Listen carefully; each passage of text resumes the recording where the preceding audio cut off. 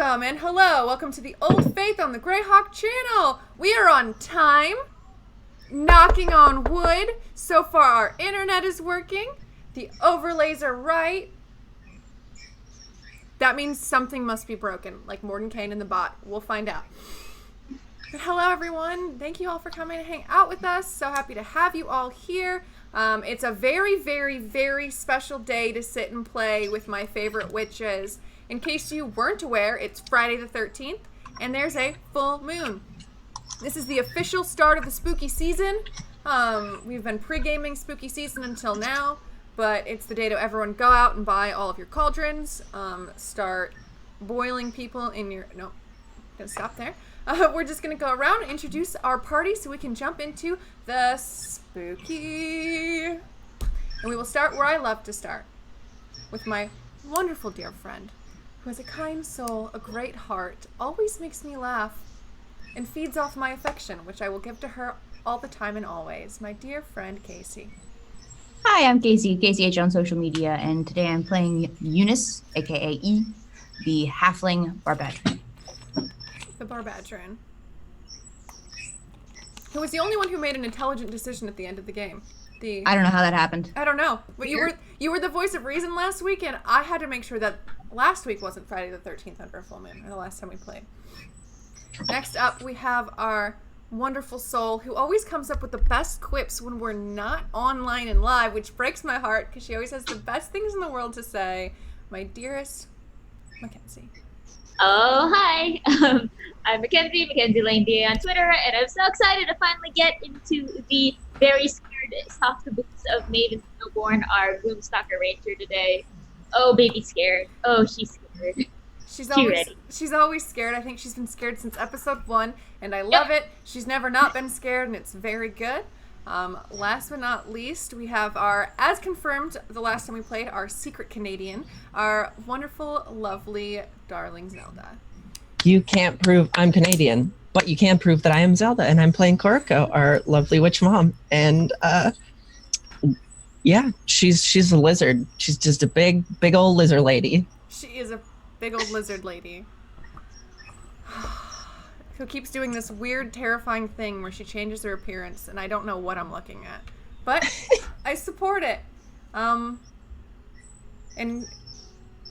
thankful today for our sponsors. I had a brain fart right there. That was a struggle.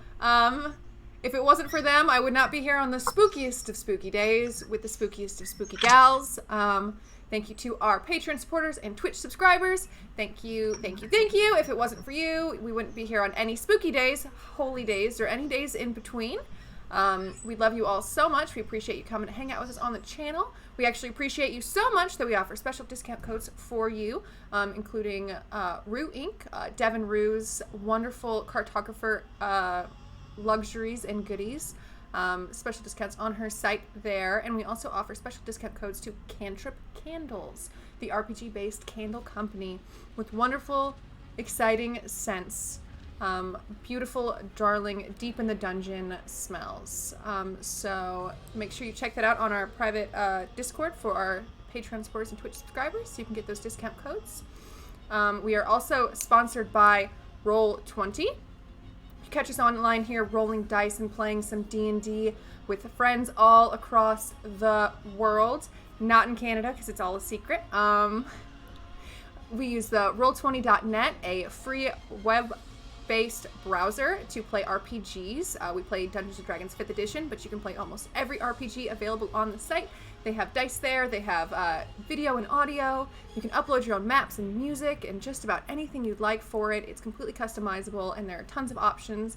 It does a lot of math for you, which every day I find out that it does more math for you, which is the reason why I can still function in day-to-day society, because I don't do math. Speaking of the free uploading of maps, we use our wonderful map supporters, Heroic Maps at DriveThruRPG.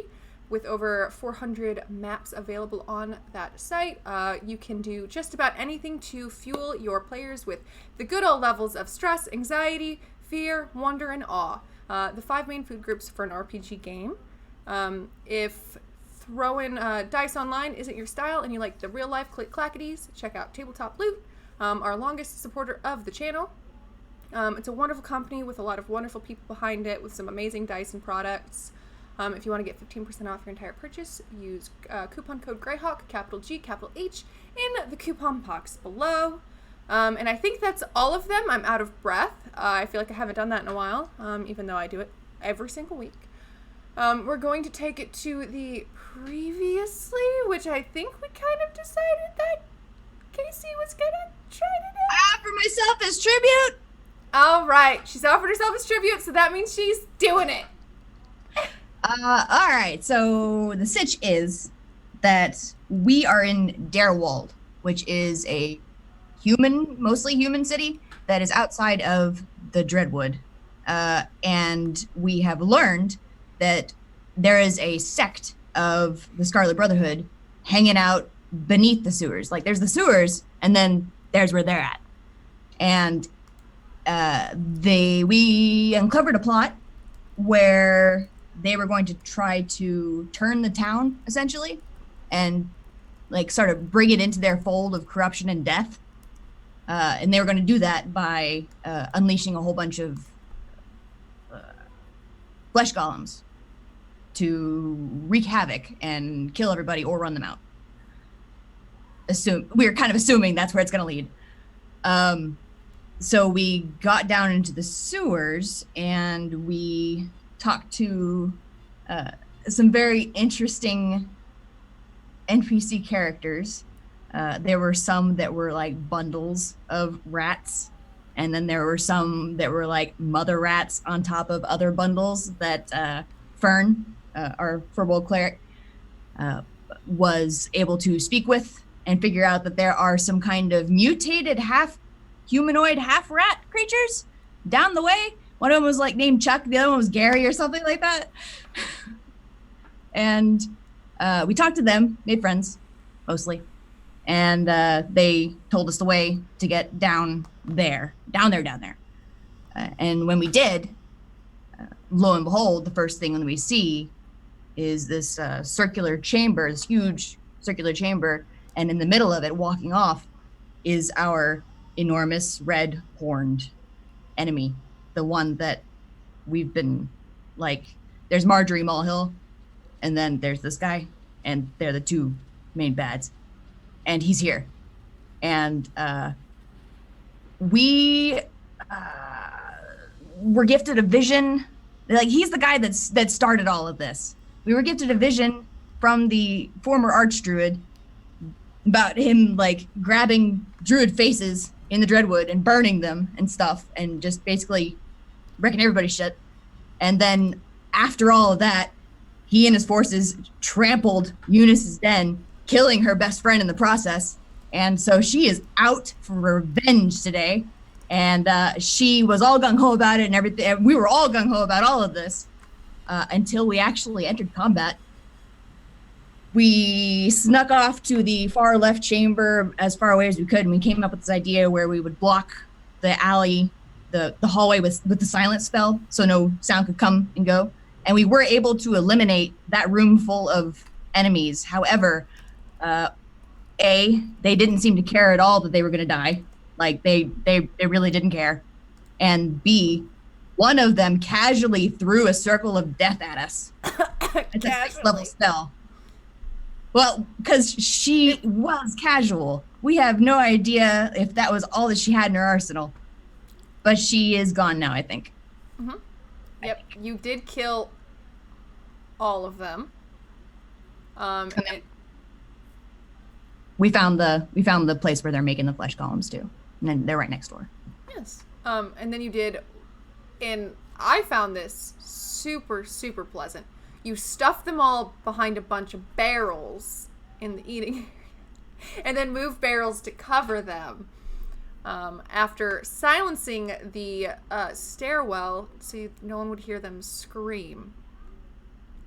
That was a full circle affront, and I was extremely terrified of all of you in one quick moment, but also very, very, very impressed. But that is a very perfect recap, my dear. You've done an excellent job, so you can award yourself some inspiration that I'm sure you won't need. Yes, ma'am. But we will take you all back to the map. Back to where it's all going down. And I will open up the tabletop and we'll do it with the rolls because I never know what we're going to be rolling today. You are in the main dining area of this underground city. You've managed to clear this room at a very great and dangerous cost.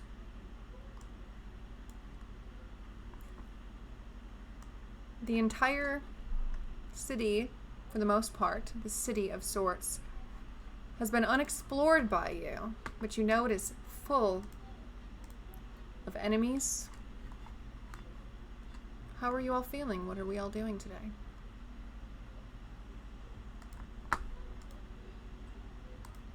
Yeah, I want to win.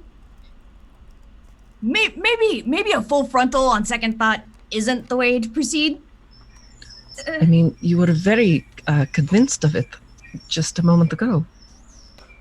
Well, I mean, at some point, it will change and it will become that once again. But right now, that hurt.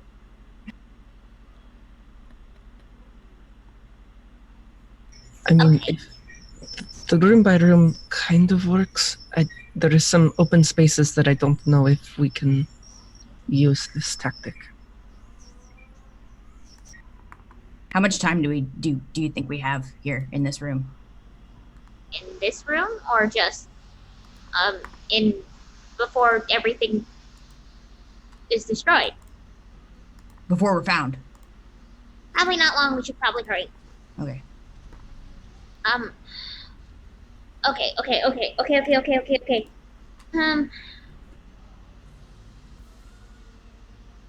We need to just need to figure out, stop whatever's going to happen at the city first.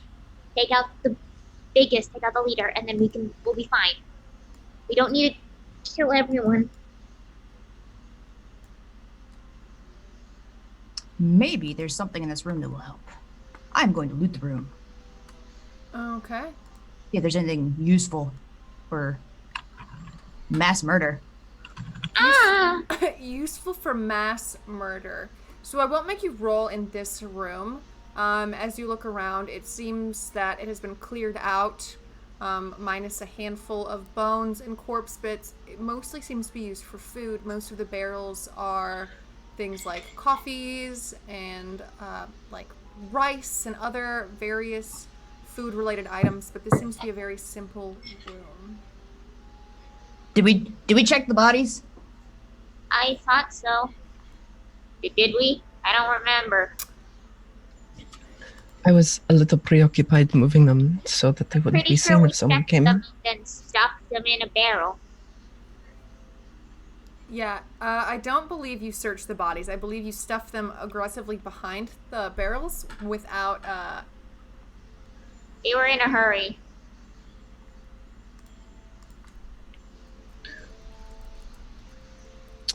We were in a little bit of a hurry. I don't think I mean I did not search them. I would like to go do that. Okay. The body of the woman, the roach golem of sorts, no longer is there. She is scattered into the various food items around you. Yeah. Yeah, it's Ew. rough. The two cultists seem to be carrying simple things, like just very simple blades, some pouches of what look like casting regents, nothing exciting. But as you kind of pull back to the barrels and pull out the blonde woman, she seems to be dressed in very nice clothes. Maybe not nobility, but very well off. And as you kind of search through her things, you do find a key to like maybe like a room, like a tavern room. It looks similar to the tavern room key that you have in the inn. And you also find a few letters, but it doesn't seem that she's carrying any magic items. She has about 10 gold on her. I will pass the letters to the one of us that knows Sumerian.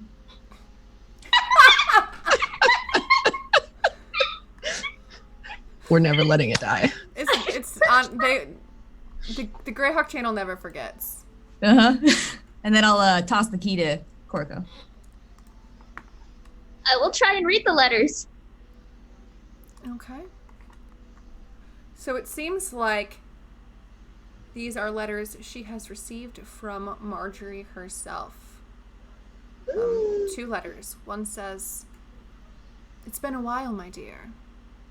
I know you are off studying, learning your magics, becoming as powerful as you can. I know you've been interested in finding the Null, finding the pieces for the invoked devastation. But this didn't work last time.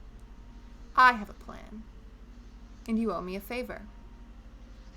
Respond when you get this."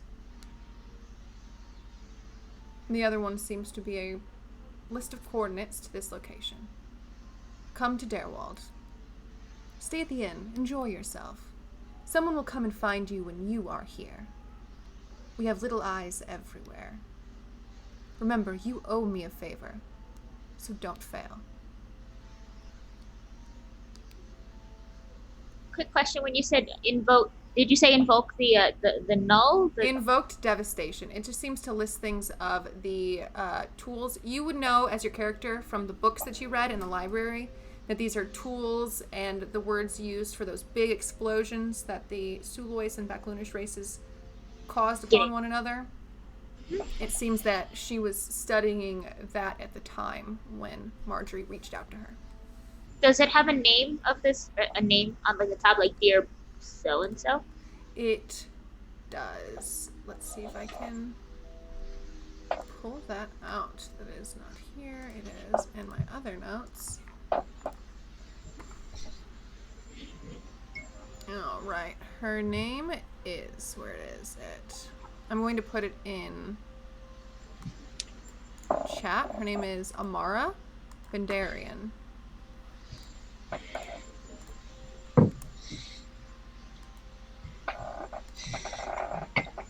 Sorry, chat. I think I just messed up the windows for like half a second, but nobody panic.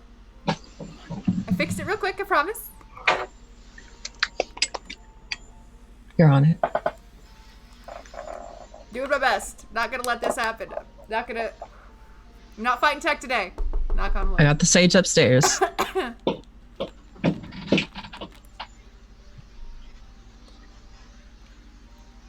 Does this key does it have any engraving on it, or is it just like whatever, steel key, iron key?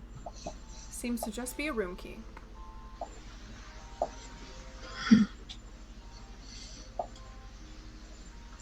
I'll stick it in one of the small pouches on my bag. Just remember that it's there. Excellent. So now what? I think your idea was a good one to prioritize. To prioritize the whole city. I mean, it's what Button would want. Button. Who's Button? Bunton. That's my best friend. Okay.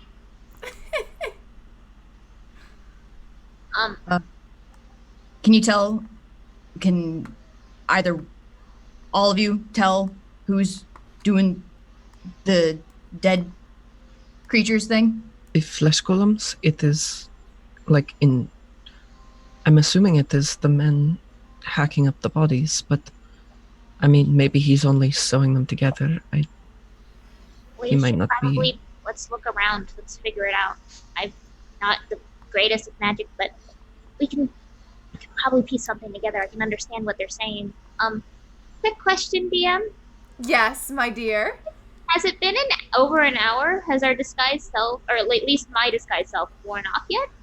It has not worn off yet. You all seem to actually make a pretty quick beeline into this area, and we're quite quick to assassinate the kitchen, which Okay. honestly probably worked in your favor because no one's had any time to even notice you. Sorry. Okay, cool. Then I still look vaguely human. Vaguely human. I hop back up on Corco's back and shimmy up under the cloak. Well, let's take things slow, get out of here, and we will, let's figure this. Do you think we should inspect the rest of the area before we make any decisions? This Or do you area want or the whole. The whole area. That's what I was gonna say. Okay. I think we need an emergency word in case you need me immediately and I can't see you. I suggest using the word kumquat. Works with me. That works, yes. The official safe word of the Old Faith, kumquat. Official safe word. Oh, Okay. Are we ready? Yep. Yep. I'll take the lead and make my way up the stairwell.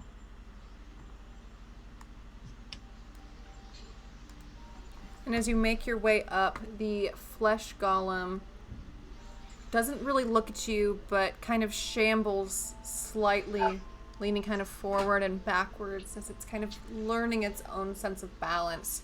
You do have to move slightly to avoid its stench, its touch, as it kind of shambles back and forth through the doorway. Oop. Oh god, y'all are on top of each other, aren't you?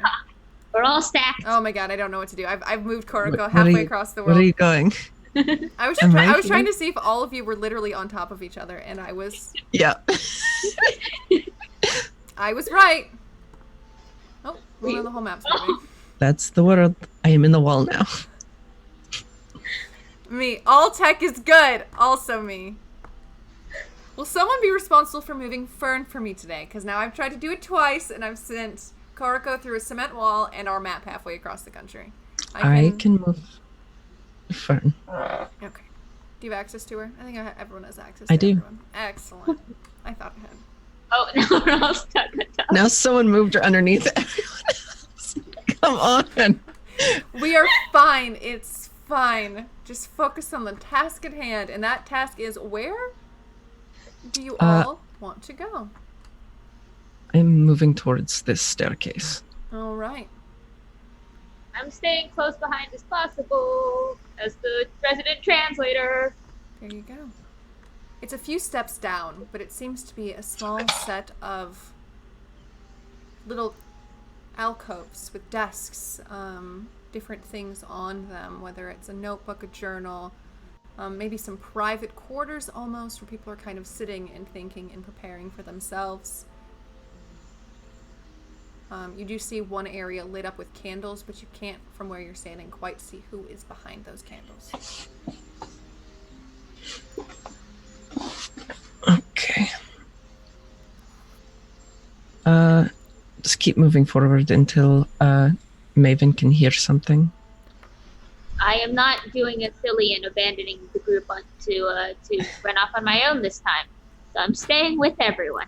I'm so happy to hear that I've finally scared the party into sticking together. All it took was one big old ray of death. Oh, just for fun's sake, I'm gonna use my disguise self to actually make it look like I don't have a tongue, just for certain purposes. Okay, that sounds perfect. You walk by this table, and there is a young woman with candles, and she has her arm kind of like this, and she's just lighting the candles, snuffing the candles, lighting the candles, snuffing the candles, lighting and snuffing. Is everything okay?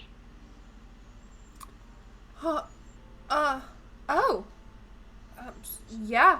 I'm just bored. This is boring. Yeah, I can see that. Just kind of been walking around again and again. And again and again and again and again. I've had my fortune read 4 times because I'm bored. She keeps telling me to go away at this point, but it's fine. I just keep sitting and waiting and waiting and waiting. How many more hours do you think we have left? She kind of leans over and her entire dress gets covered in the candle wax melting on the table as she peers over the table and through you at the piles of bodies being sewn together.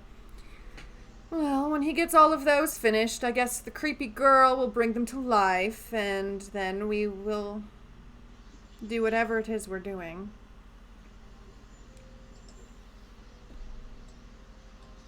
Yeah. Whatever it is.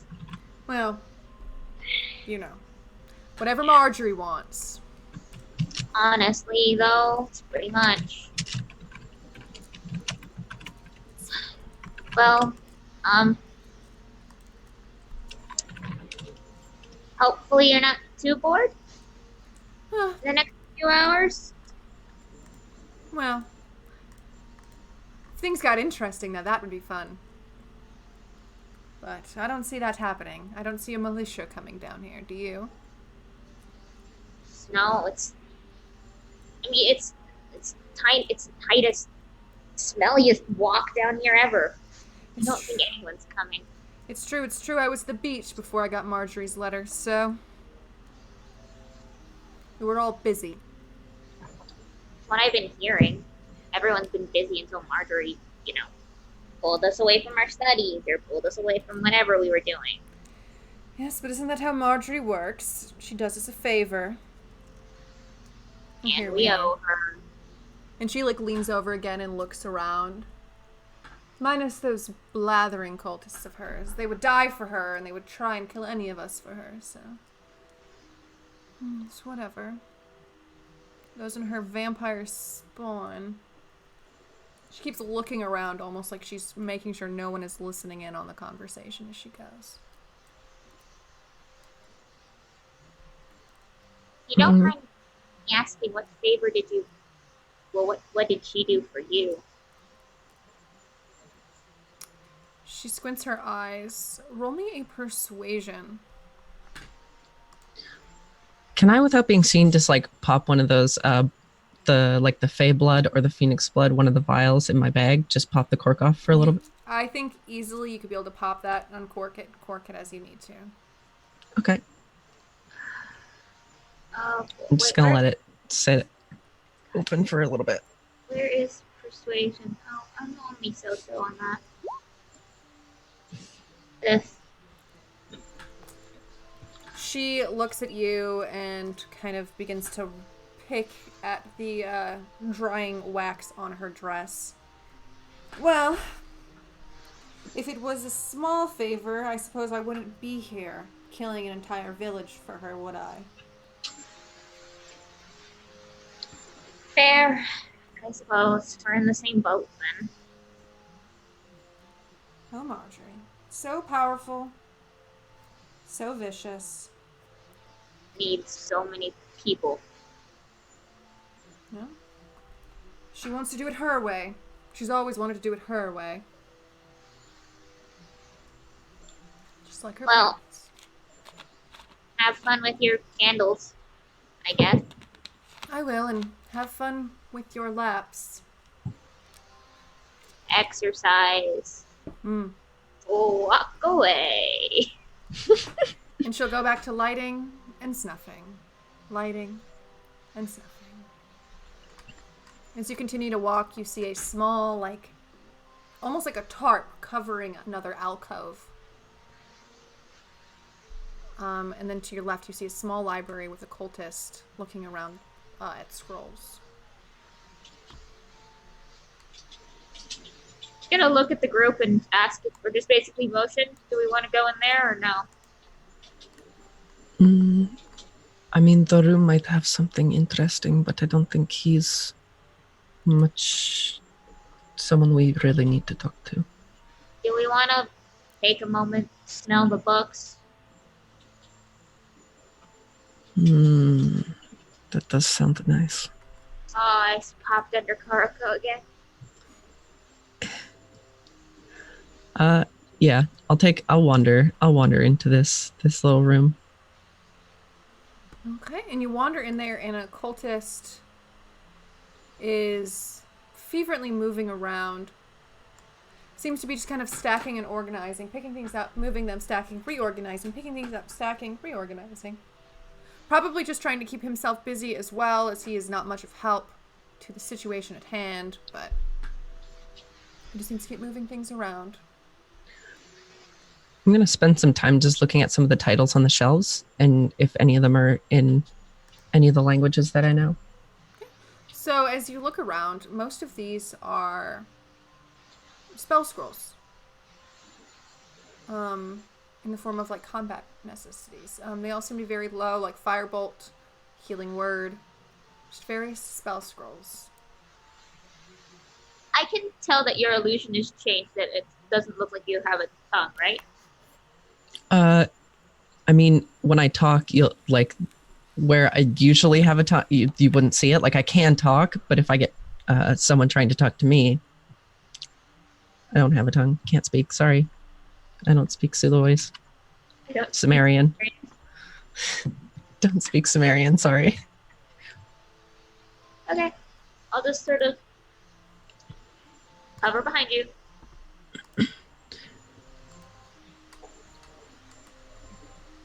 Are you doing? I'm going to. Okay. I'm going to, in the most hushed tones. Do you think you can swipe one or two of these spell scrolls right into my cloak without my hands? Just like reach around me and grab a few and hide them back in my cloak. I will put my forehead to her back so she can feel me nod. I'm going to look like I'm looking at the top shelf and move real close to the bookshelves or the scroll shelves. Maven is going to just very subtly, in the most subtle way, just... I would like Eunice to roll me a stealth with advantage. Oh, thank you for the advantage. That is so generous.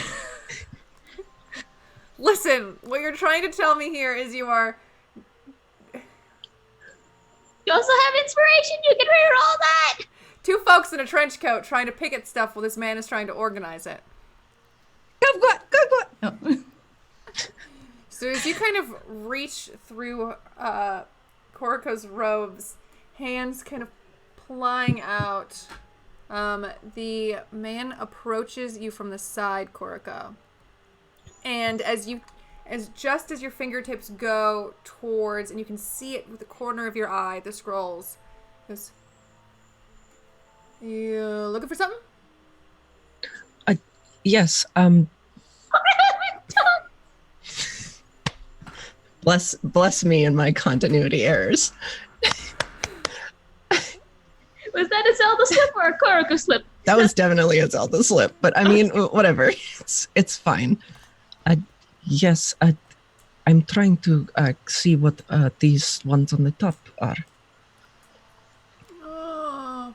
And as he reaches up for the scroll, and then he looks down and sees just the little fingers. Do you grab the scrolls still, or do you pull your hand away when he starts talking? Ooh, that's a good one. What would you? I'm making myself kind of blatant. Okay. Yeah, I think I'm going to take the cue to keep going. He's going to take some of the scrolls from the top, and he's going to pull them open, and he's going to slide it open. And Koriko, you see that he sees Eunice's hands. Like, obviously, like, looks down at your belly button hands pulling scrolls in.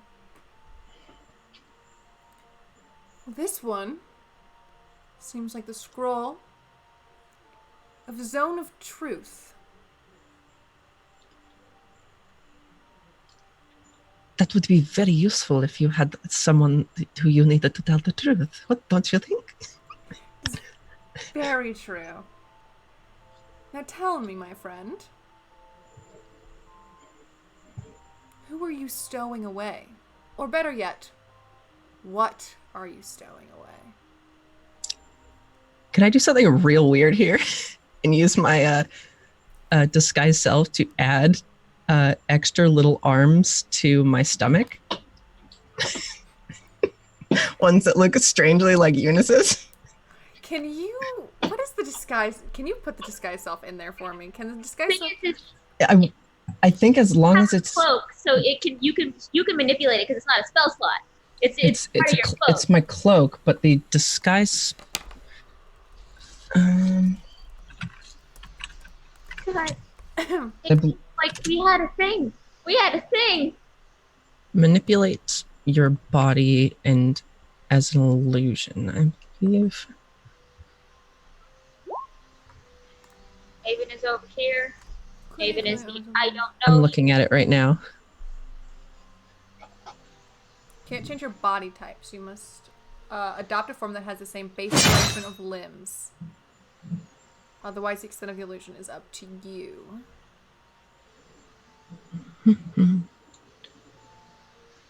Goddamn axe noise! I swear. It always scares me. I'm like, yes, I appreciate all the support in the following and everything. Also, I almost just peed myself. And it's Stella Luna, our dear friend Stella. We love you, Stella. Stella. And she's like, sorry in chat. No, don't be sorry. It's not your fault. It's my fault for making it loud. It's not my fault. I didn't make it loud, but I can probably figure out how to make it quiet.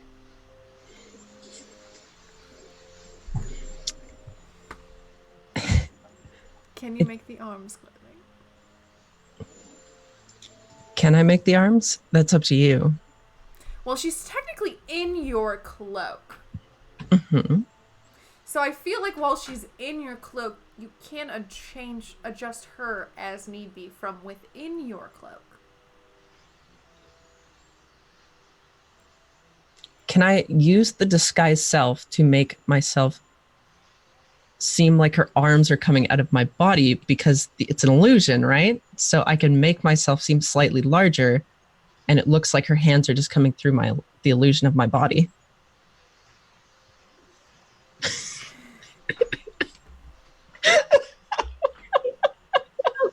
I think crocodile. So wait. You can say no. Okay, so you can alter Eunice. You can alter yourself, but you want to alter yourself to look like Eunice is coming out of I'm altering it so that I'm altering my own illusion so that it looks like Eunice's arms are coming out of my body.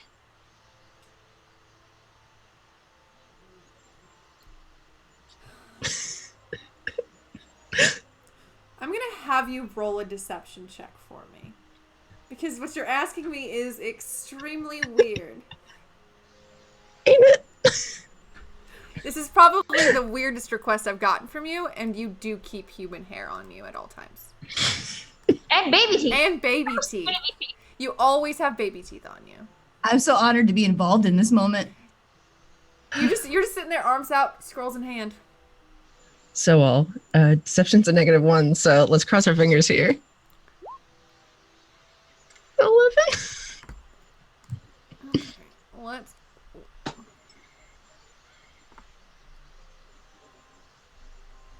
Maybe.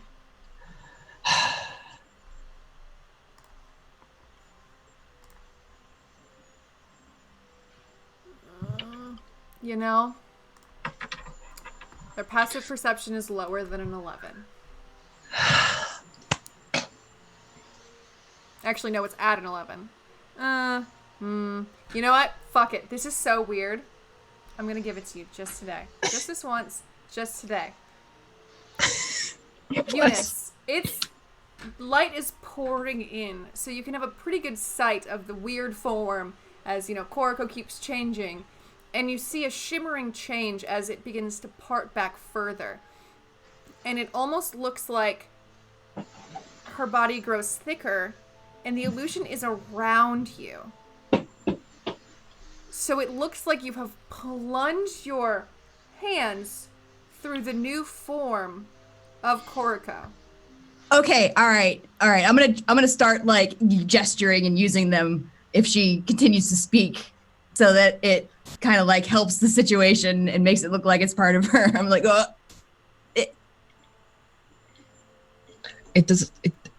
Look, and Koroko will part her robe just slightly to show that the hands are just coming out of her. It is a weird thing. Lizard folk have some strange. I get it. You're one of our weird experiments. I'm sure the little girl had a lot of fun with you. That's disgusting. Keep the scrolls. You probably need them. Thank you. And not thank you, but thank you for the scrolls. Now, And I'll put go- my robe back. go away. This is terrible. And the man, you can tell, has like kind of shade, like from like a level of anger and very threatening. Upon seeing this tag team effort of flesh bits, honestly, this is why I had to give it to you, because this man has seen now something that I wish I didn't have to imagine in real life. And these tiny arms coming out of my stomach. Like the worst not my hands challenge. And both have scrolls in them, so they're just kind of like wiggling around. Maven, you do witness this entire sight. Maven was just waiting to do damage control, but this is this better or worse? She's not sure. But they haven't gotten caught yet, so it's probably fine. This is damage. This is some sort of damage. I don't know if you're controlling damage or not, but there's definitely damage going on.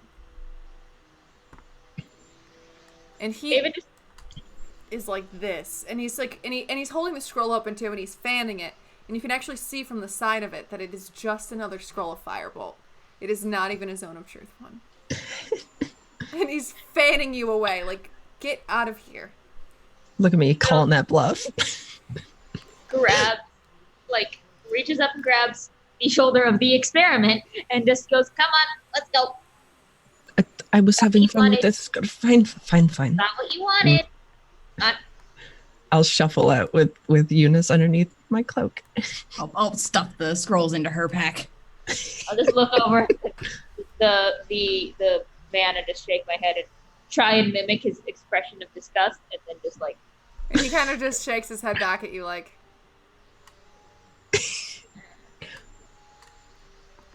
And then just pushes away. Get out. I want my expression to convey a sense of, oh my god, I'm the one chaperoning this. Because honestly, that's honest. Yeah, it is honest. You walk back into the small corridor area where the woman is still lighting and snuffing candles. The the closing area for this room is kind of billowing, and in the northern sphere there seems to be a locked chest. Well, that was fun, and I'm going to obviously thank Eunice and take a look at the scrolls at which we got as we walk towards continue down this corridor. Hey, there's also a potion in there that you nabbed earlier. Right. I might be able to collect more on the way out. Are you examining all of your flourishes right here? No, I'm going to push him along. I'm walking out of sight. It's fine.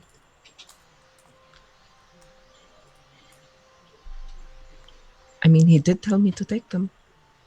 You are a terrifying experiment, apparently.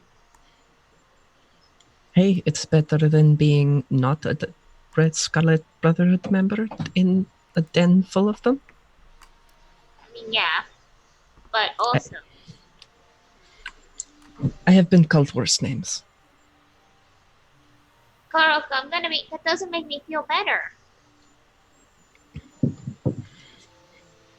I mean, we did get something out of it, did we not? I thought that was great.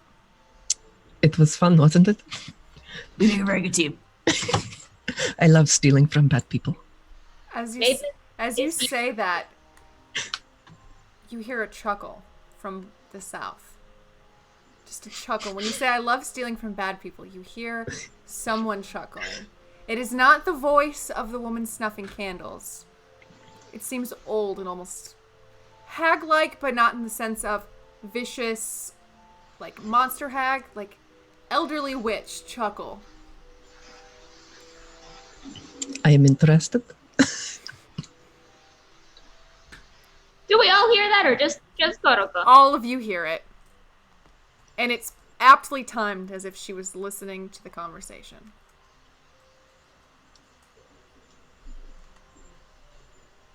Should we, investigate? Maybe she did hear us. I mean, I thought I was keeping my voice moderately low. Good ears, I guess. Could I? I guess this is just more of a. This is the thing that Mac isn't good at, but I wonder if Maven is figure out get a better sense of the direction other than just south. To sort of track the sound direction. Yeah. Roll me a perception.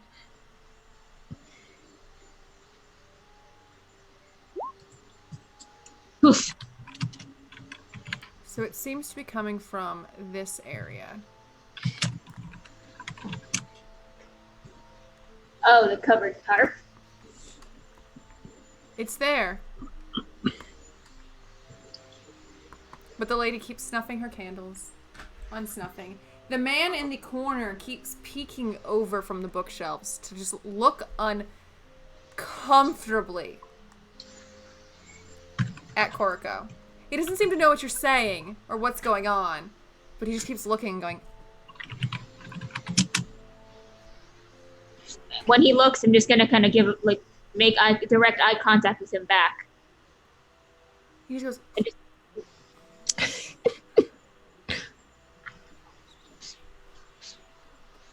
It's just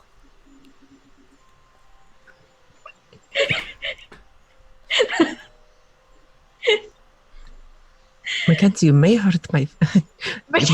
Mackenzie, you might hurt my feelings real quick.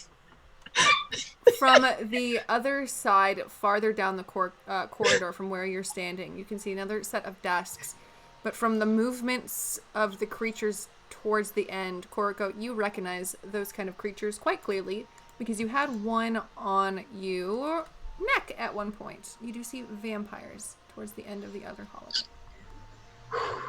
And it is clear, it is obvious. They are wearing shredded clothes. They look very much so dead, but animated in a way that is not like a flesh golem or a zombie. I'm going to make sure that the corks on those blood vials are well closed now. I'm gonna kind of whisper. If you were wondering, the laughter came from the tarp. If you want to investigate it, I will chaperone you as the person in charge of your experiment. God, that feels gross. I'm just thinking it is always best to know what is here.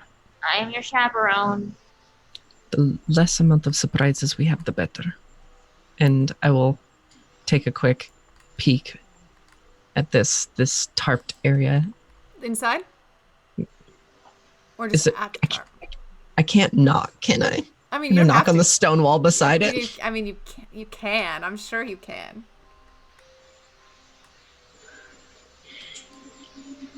I'm going to give a tap or slap the wall beside it. Maybe at this point, just to keep with the ruse, Maven just kind of peers back into the room and just.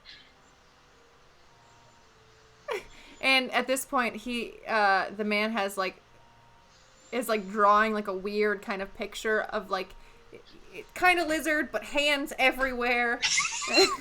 Diagramming it, really confused, just wants to get a good picture probably to send home to his wife. Very confused. But as you slap your hand against the stone, you hear the same chuckle once again. Yes, my dear. You may come in. I just thought I'd, let you know because mustn't be rude and just walk in. Oh, trust me. I know. Okay, very well. And I will part the side and walk in. And you can walk into this very small alcove area that is covered with fine, lavish rugs, various tapestries on the wall, a little chest. There's an elderly woman with silver hair and very deep, dark green eyes. staring at you. She has a coy smile on stained lips of plum. She has what looks like a crystal ball, some cards at a table, and she just sits and she drums her fingers on her table. You're the fortune teller. Yes, that is what they seem to call me here. The fortune teller. What do you actually do? Oh, I'm the seer, my dear. I see all. Oh, hold on. Thank you to Wu Tang Piglet for the Everyone, subs. everyone very quiet for a moment. It's about to get a little wild because our dear friend Wu-Tang has come in with the gift subs. Shank. Thank you, Wu-Tang. Everyone, welcome to Graham Channel subscription. Come hang out with us on Discord. Come and chit-chat. Come say hi. Come spend some time with us. Gotta love it. Thank you, Wu-Tang. You know I love ya. I can hear the someone's echo of the shonks. It's powerful. It's a powerful shonk. That's what it is. Shank. I'm gonna start using that as the description for it. The shonk. Shonk. Shonk redemption.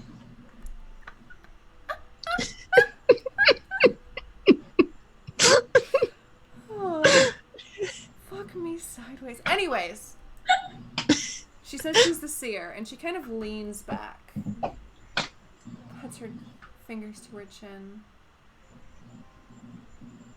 and just kind of squints a little at you. Maven feels uncomfortable. Well, come in. You're getting the draft and the smell of corpses in here.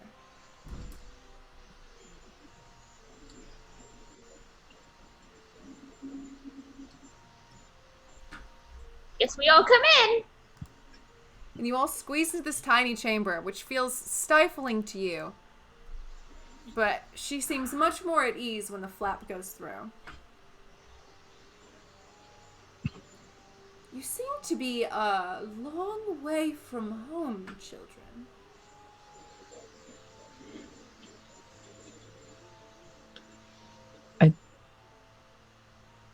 Wherever there is swamps, I can find a place to rest. That is fine for me, but we've all been called here, have we not? Well, I suppose you could look at it that way. We've all been called, whether by Marjorie or outside forces. And she gestures to all of you.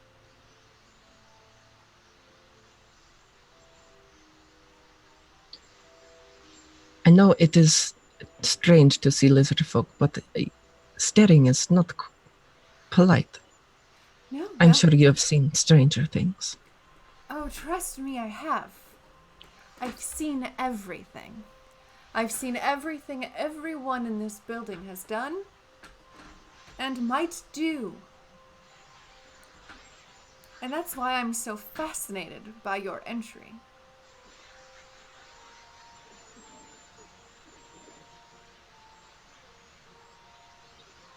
What about that fascinates you about this?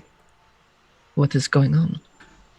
Well, you're not here because you're here to destroy and take over the Empire, all of the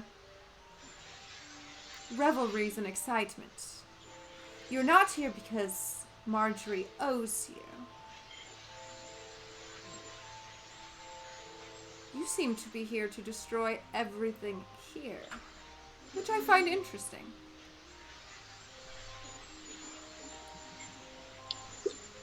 I mean, are we really that clumsy?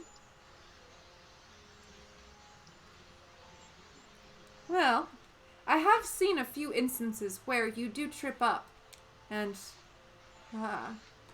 as it seems, the very small one, gets her skull melted off by the boss man. Do what now?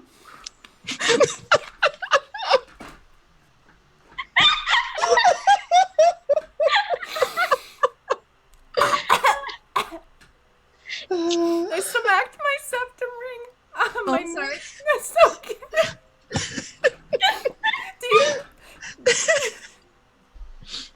Breathe, breathe, do you say breathe. that, do you say that from within the robes or outside of the robes? Does your head come out, or do you just My say it head from- comes out of the side of Koriko, essentially. Her illusion. And it's. Yep. There you are. Yes, you. You're the one. You're the one who gets her head melted. Well, in one of the instances. One But of I- them. Kill him too, right? I mean, there is one. There is one here. No, no, you know what? No, don't tell me. Don't tell me. You're gonna jinx it. If you're not gonna jinx it, I don't. It's not good to know. If you're a warrior, if you're a fighter, it is not good to know what's going to happen. Well, I seem to have 150 options for the ways you might die in the next. Wow, 48 hours. Was it like Tuesday? Yeah. That's impressive. That's impressive. So tell me. You've got an old lady here all alone. I've seen almost every instance how this ends.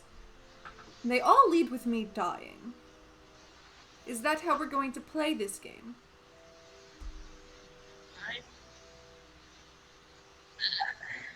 I'd rather not. Oh, that's not Maven's voice. One moment. I mean, it depends. Are you planning to run out of these sheets screaming and yelling? Well, I have not run nor screamed in many years.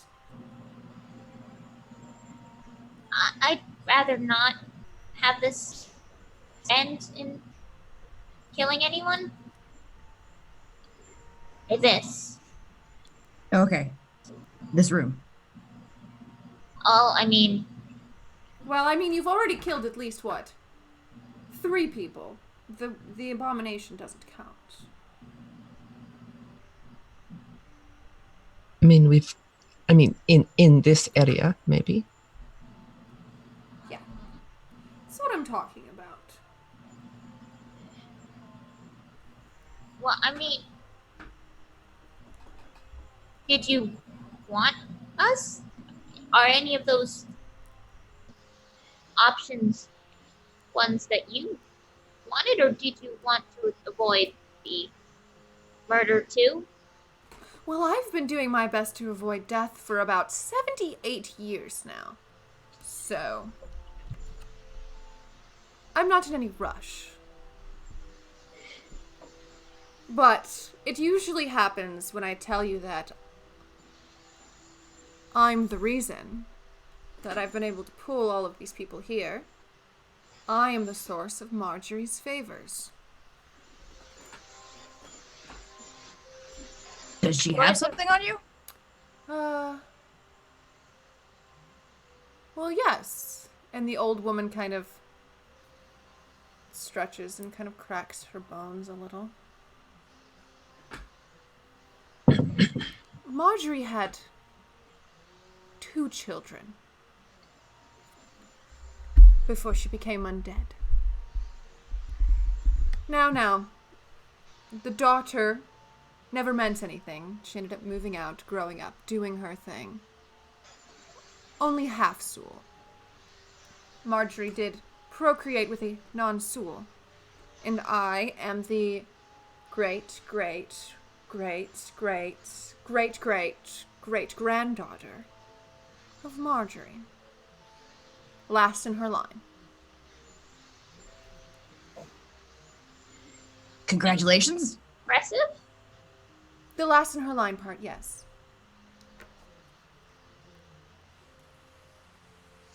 Does everyone, so all the people here owe Marjorie something? They owe her something because of you? Well, yes, of course. I can see the future. But more importantly, I can affect the future. Oh, when you know the right place and the right time and the things to avoid. Every once in a while, back when I was very young, I had the opportunity to twist the past a little as well.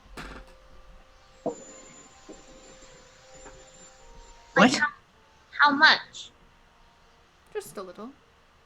An arrow, slightly off to the right.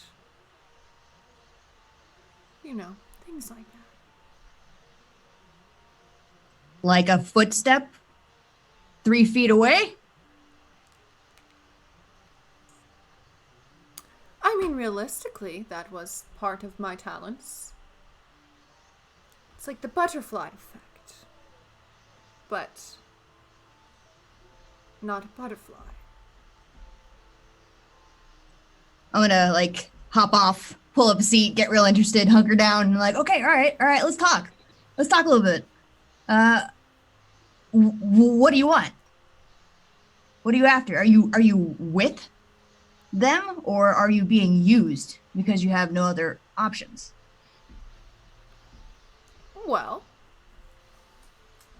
I don't have an MO. I don't quite have a mission. If you don't kill me here, I know exactly how I'll die. So, I'm just doing this until the time comes.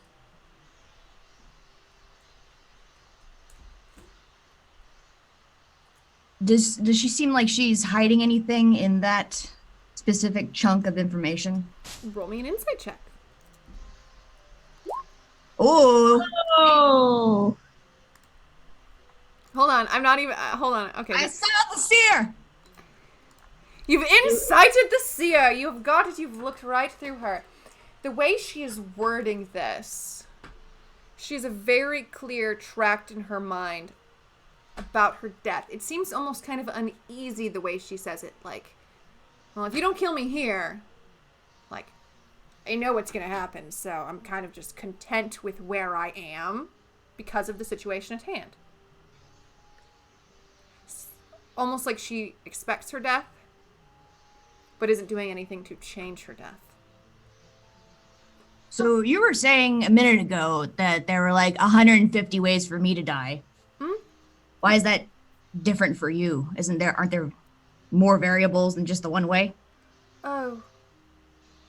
No. Unfortunately. Well, fortunately. By staying the way I stay now, I've kind of guaranteed a one-way shot to my death. You, on the other hand, as with all of you, got 150 deaths for you. Points to you, Maven. About 75. A lot of the same ones keep reoccurring. Points to Koriko. You're tough. There are a few very interesting ways for you to die. And points to Fern. This one, on the other hand, is Anomaly. Almost impossible to read. Yeah, she ain't from around here. Okay. I've realized. So, would you like to sit, chat a little bit longer? Maybe I could do a tarot spread. Maybe we can take a nap. Do you have any questions for me? You seem to be very busy bees. She gestures to her crystal ball. If we walk off, you promise not to tell anyone we're here and let us do our thing? I have no reason to rat you out. Do you like this town as it is? Darewald or this little city? Darewald. No, it's an unfortunate little town. Taxes are abhorrent. I don't know why anyone would live here. Okay, fair enough. All right, well, just don't tell anybody. We're here. She does the lips are sealed motion and kind of smirks. Wrinkled face kind of pulling up. A little bit of glee in her eyes.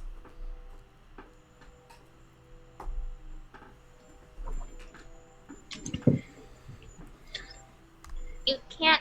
Can you still change the past, or is that long gone?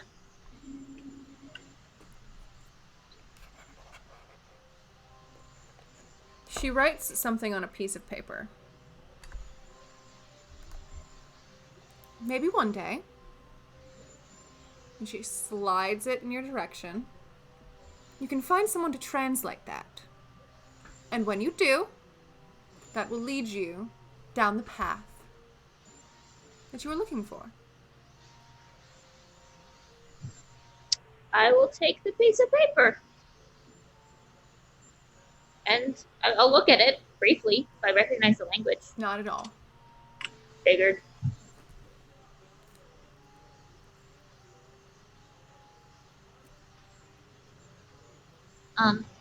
Did any of you want to stay, or? There is much work to be done, and as the nice lady says, we die most of the time, so we should be sure to be as prepared as possible. Oh, the red guy with the horns. He didn't have any weaknesses, does he? Oh. I thought you didn't want any hints about the fighting or the battlefield. Oh, I didn't want to know Fighting. the future. That is very different. Well, when you figure that out, it decides the fate of winning and losing, so? The future will tell you.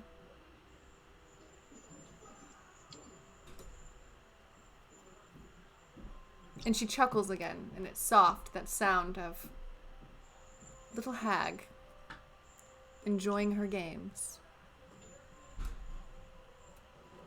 And just kind of wave her off like, she's no bat. Hop back up on Corco. Okay. We should keep moving. Maven's gonna stay behind a little bit. Thank you for your time. And I'll walk out of the tent.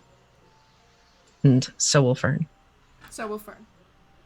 Fern doesn't like this place very much. She's staying quiet, getting ready to do her helpful spells.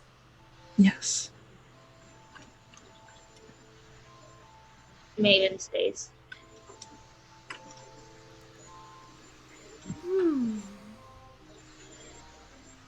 Yes, little one? What exactly do those cards do?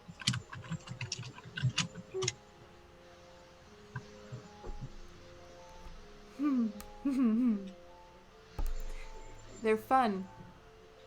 You just pull a card. Any card. Just say how many you're pulling before you do.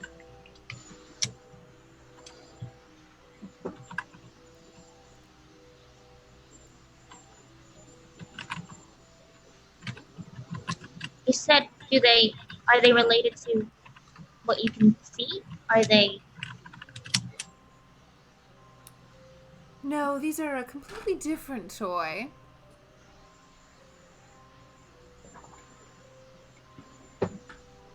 Sometimes I like to use them when I'm sitting here and reading things. As a seer, I have advantages with toys like these.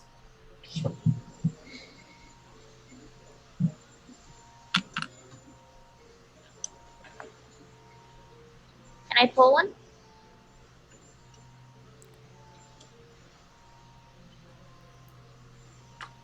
And she kind of moves up a little bit, all of her old bones creaking, readjusts herself in her chair. She picks up a deck of cards, stacks them all together, and shuffles them.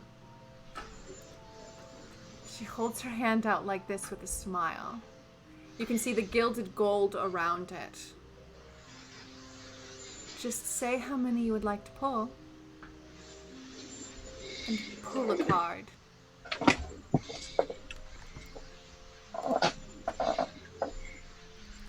How many do most people pull?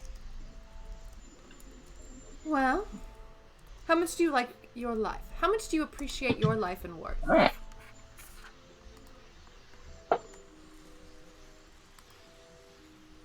I'm here on a suicidal mission. What do you think? Oh, well then, as many as you'd like. One, all of them. Most people don't pull any cards.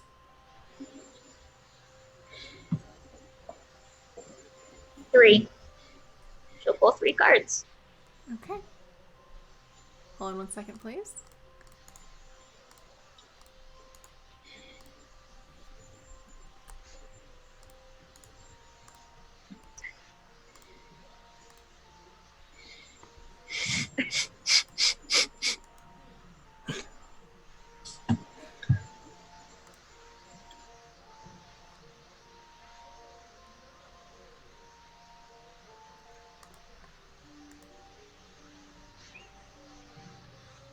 Okay, hold on.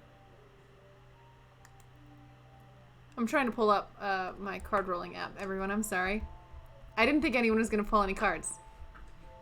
Look, I don't know how much of that was Maven and how much is me going, I want to know what these cards do. But, you know, Maven's curious. Maven does shit sometimes. You know, that's okay. Did we trade archetypes? Am I now the sleight of hand stealthy guy? Maven is stressed, okay? Maven, you pulled 3 cards.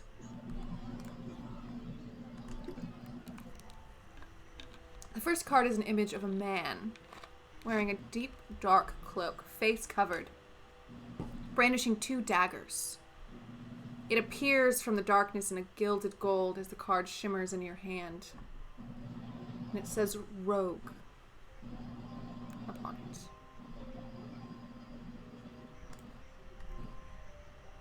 The other 2 cards you pull, in the gilded gold, it seems like a little gemstone. It says gem. The final card seems to be of a large iron wrought key. As you set the cards down, she picks them up with her 3 cards and smiles at you. When you have a moment, my dear, preferably not in this room or in a very big public space, you should pull from your magical bag of yours.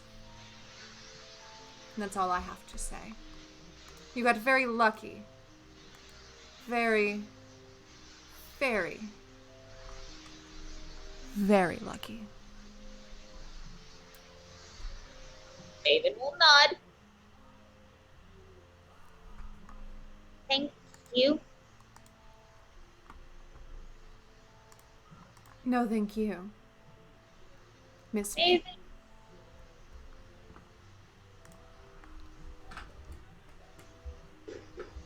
And Maven will leave the room.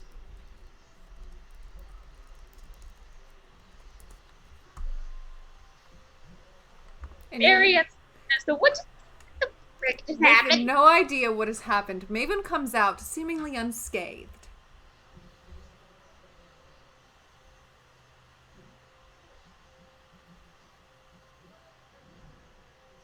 I feel like Korko's gonna just like goes up and does like the mom thing where she like checks over Maven to see if like she's all okay. Okay. Moves her face side to side. I'm fine. I'm fine. I'm fine. I'm fine. I think I'm Is you fine. in there? Yeah, I'm just.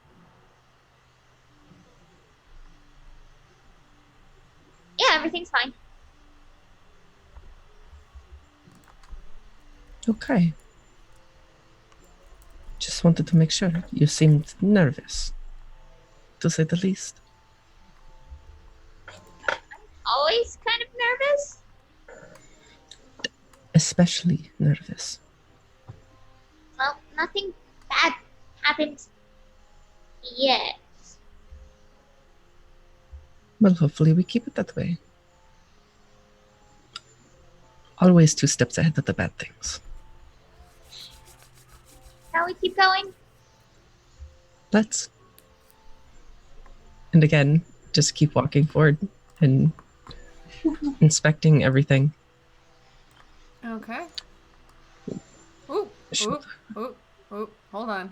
I have the map. I'm holding the map in my hands. I almost just sent it halfway across the world. That was almost scary.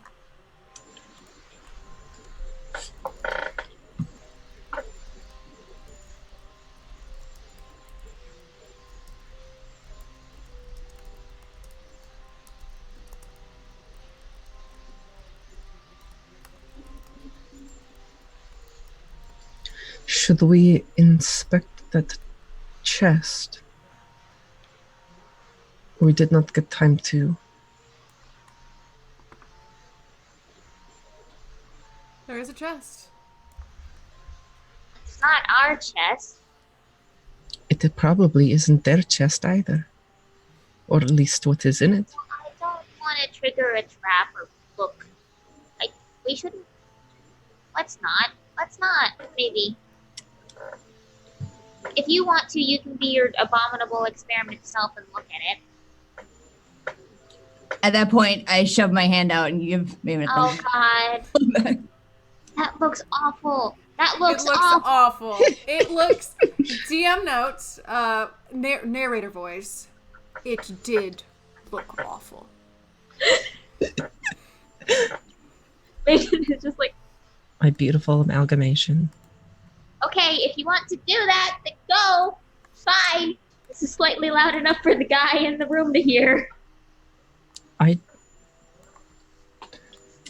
It was just a suggestion. We did not need to loot anything. There is also an alarm going off. It's like DEFCON 1. Wait, like on your computer, or am I missing something? I think something in the background. I don't hear anything. Zelda, It's gone now. I hate but to it warn you, but was. I think you've been cursed. That's fine. Okay, we're fine then. We're fine. So do we I can be approach the chest? Do we avoid the chest? Are we willing to risk it all? I am fine not looking at the chest. I'm gonna keep walking. The chest is right. The chest is right there. Maven, if you want the chest, it is all yours. Okay. I thought you said you didn't want. I could. I said taking from the chest was a suggestion. You are awful. Go follow my abomination. Chaperoning. I have no skills in stealing from chests. Neither do Stealing from I. people, maybe. You have extra arms.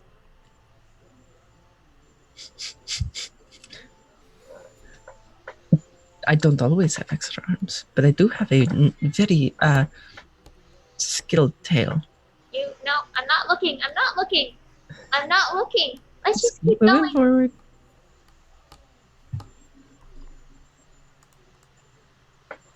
Oh, And as you approach, the set gets a little bit clearer for you. There seems to be 3 large vats, cauldrons. One of these creatures facing away from you is taking a small ladle of sorts, a small bowl, and is scooping something from out of there and drinking. Just scooping and drinking while a humanoid watches and takes note. A small incense burner burns at the doorway, so you don't smell the stench of whatever is in these cauldrons.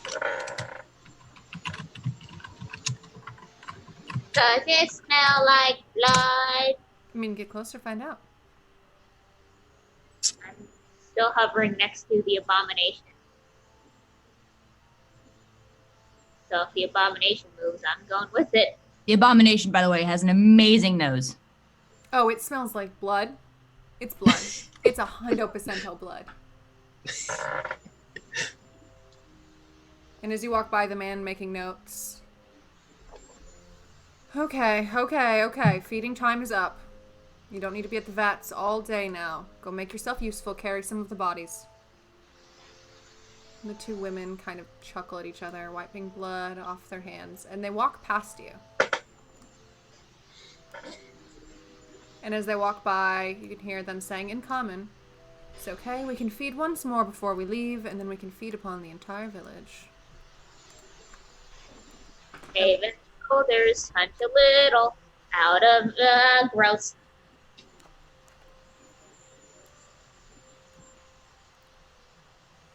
do you think we could? Never mind, not here. And I'll keep walking for a moment.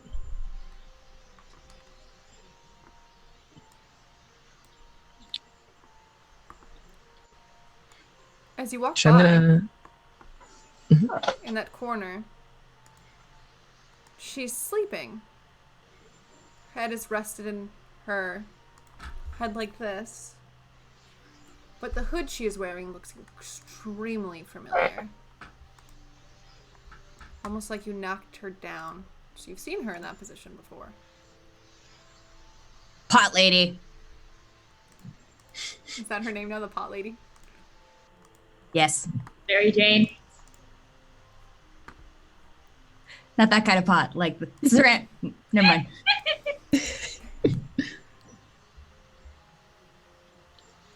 In as hushed tones as I can, do you think if we went into that room, we could kill that one vampire?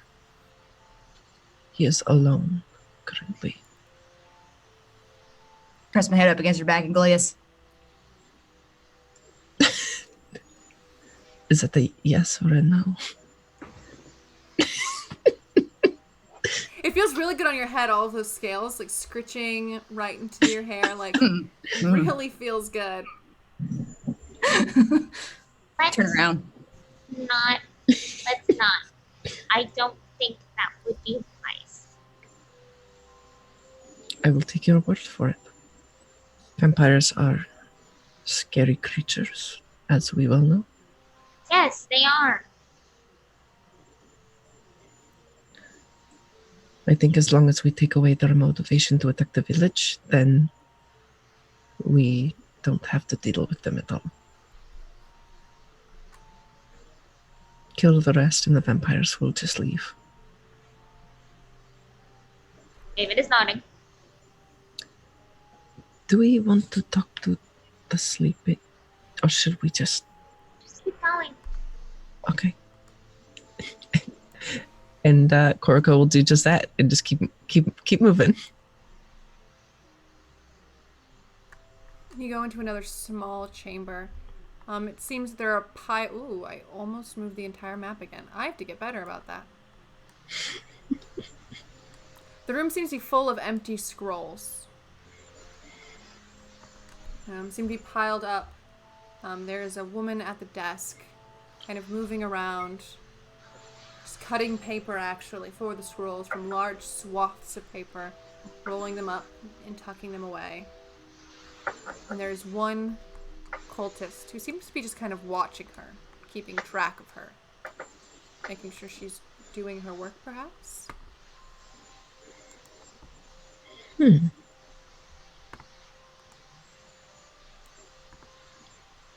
If I look at this first table, is there anything that indicates what kind of job she's doing? Like what kind of papers these are? They seem to be scroll paper. You do see on her other side there seems to be quite a few ink bottles, and they seem to glow with an arcane ink. Perhaps she's preparing scrolls to make magical scrolls. But she's currently just doing that like repetitive process of making scrolls. How many bottles of ink are on the table? Of that lovely magic ink. It is the table directly next to her. Mm-hmm. And there seems to be 2 or 3 bottles. Quick, how old does she look? She looks around the age 25, 26. Quite young. Quite tired looking. You can see dark circles under her eyes. Is she dressed in like red, or is she dressed more like the Mulhill lineage ones that we've seen, or neither? She seems to kind of play along to this theme of non-cultists, not Scarlet Brotherhood cultists, but more so someone who's been summoned for a task. Ah. I'll just stay back and try and supervise.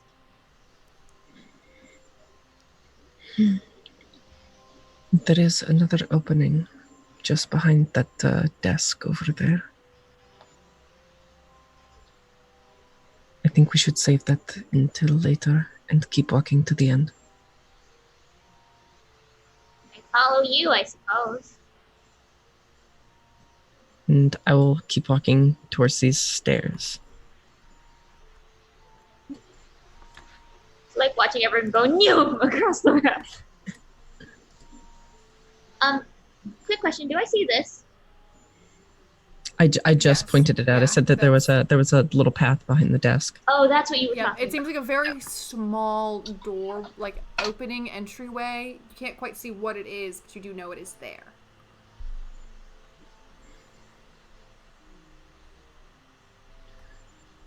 Okay, well, I'll follow. I don't want to be separated from Koroko, so. I mean, you never know what you'll turn around and find. Speaking of not knowing what you'll turn around to find, as you kind of enter this room, Koroko, you see it first. There's a young girl with black hair, shaved. You can tell it's just growing out. No older than 13. Standing in a magical circle, and she's moving her arms around, kind of muttering something, eyes frilling. You see another woman, what is her name? Oriana?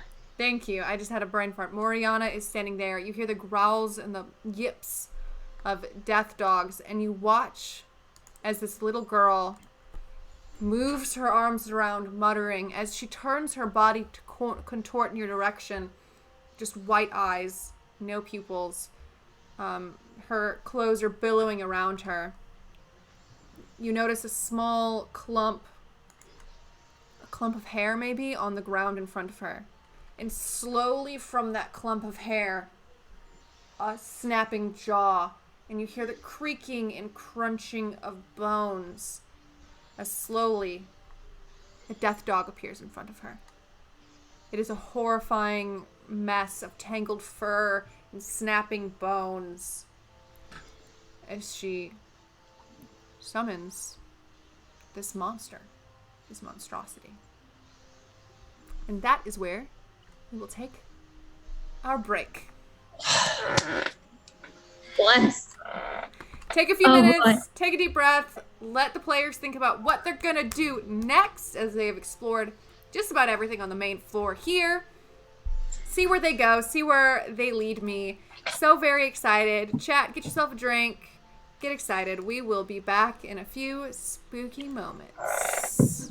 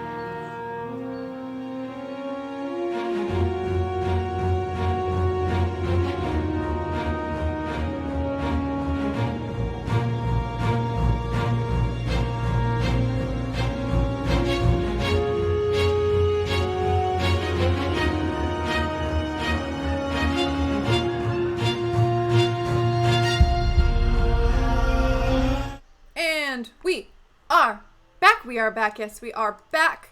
I had to take a break to stuff my whole mouth hole with some Cheez-Its. Thank you, Nemith, for the subscription. We're happy to have you. 11 months. Buck wild. So happy to have you here. Almost at that year mark. I'm looking at my players, and it seems that everything went very askew at some point. So I'm going to fix all of you for a moment. I'm Eunice now. Like I said before. Everyone's swapping roles. Oh, Croco's still on. Let's move you over here. Move you over here. Playing like, oh, okay. We're getting there. We're getting there. Someone fill time with words while I try and fix all of you. So that was my first deck of many things. Hi everyone. We pulled from the deck of many things before we went on break.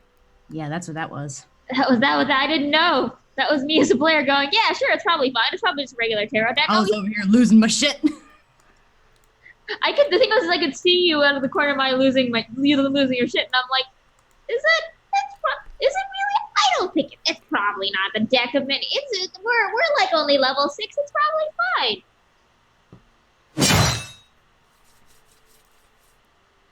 If I had known, I would have not pulled 3 fucking cards. Honestly, you got so lucky. You got lucky. And I tried to warn you. I was like, yeah, because I can see the future. I don't have to worry. But usually people pick 0 cards unless they want to kill themselves. You're like, yeah, okay, I kind of want to die. 3 cards. It's like time to call the artist. Thank you, Wild Engineer, for the sub. We love you. We love you a lot. Big loves. We're pulling the deck of many things. We'll see what happens to Maven next. Hey, 2 out of the 3 cards I pulled were pretty okay. Pretty okay. You're very lucky. And then the one bad one isn't even like the worst that could have happened. It definitely is not the worst that could have happened. But now you stand in a very strange room with a strange little girl who is leading a death dog into a cage. There is a Moriana slumped, leaning onto a chest.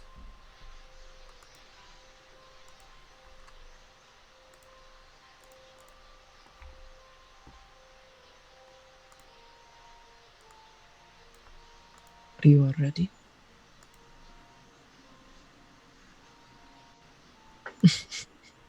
I look for a nod from Maven. Maven nods, but Maven's also confused because her bow looks a little different now. But, it's fine. There is a silent spell cast upon the stairwell. Does Fern do it or do you do it? It's Fern. I have it under me because I'm controlling both of them. So Okay. I'm moving just outside the silent spell range. I tell Fern to stay right over here and stay out of damage. Don't get hurt. Focus on the spell. Just stay. Combat. Actually, yeah. Let's keep her moved back here. She can be within the silent spell. And am I alone in this room now? Oh no, you're just behind me. Everyone's just Inside of you. Yeah. Wait, what's the plan here? Oh, I was gonna cast Dispel Magic on the woman, the cockroach woman. That was my plan. Maven you're doing I'm here when things go wrong, and I will shoot things when things go wrong, and that is usually our plan. Okay. And I'm also protecting Fern, because if Fern gets hit and silence goes down,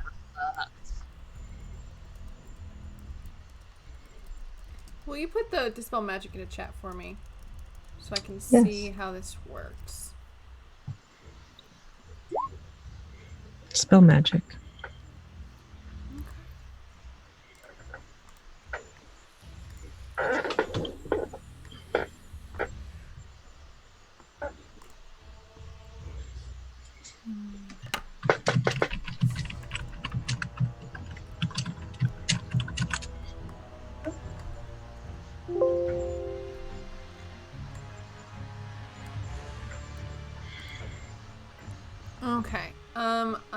going to want you to make a quick check for me.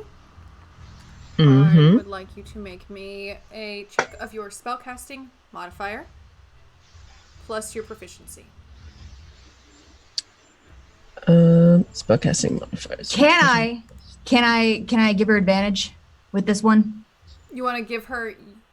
My DM advantage? You can. You may. Are you doing that because Koroko does not often roll very high? No, I just think that we're against some powerful magics. And Fair. if we can get this off, then it might be able to save us down the road and our resources. Might be a good move. So D20 plus modifier and proficiency? Just your... Not your spellcasting modifier, just what it is, whether it's wisdom or intellect or whatever. So it's a wisdom? You use wisdom for your magic? I use intelligence. So intelligence plus your modifier. With advantage. Oh, intelligence modifier. Yes. D20 plus intelligence modifier. Plus... Okay, proficiency. okay.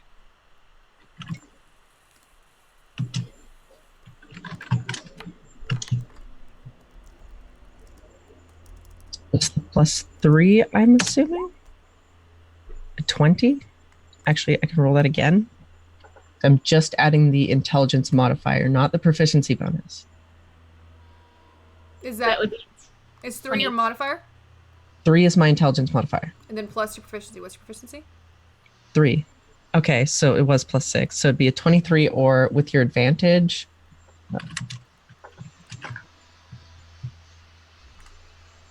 Oh, so I'll take the 23 because I...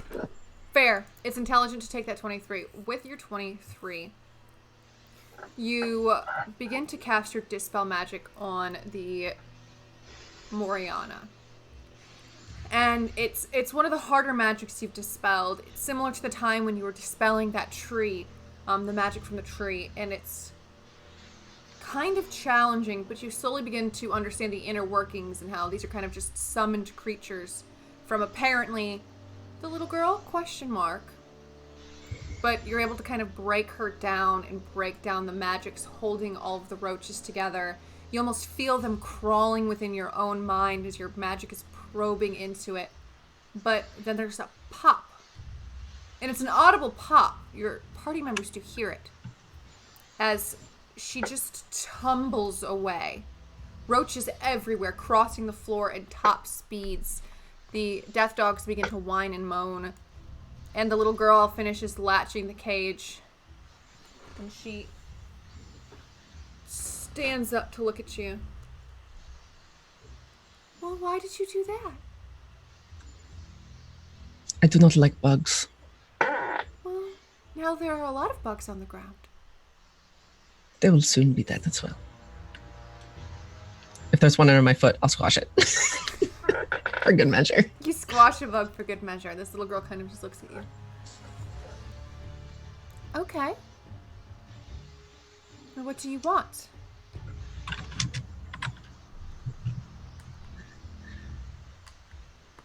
This is a good question, and I will make my way. I'll start walking closer. Okay. Just keep walking. Just Maven stays back. Oh, not in the wall. Not in the wall. Maven is not in the wall. How do I move without it snapping the grid? There we go. There There we go. I did it. I figured it out. Maven's like kind of back here. Okay. I'm gonna notch an arrow on my bow. Get ready in case stuff happens. 1 second. Basically, if anyone attempts to attack Koroko, I'm firing a shot. Okay.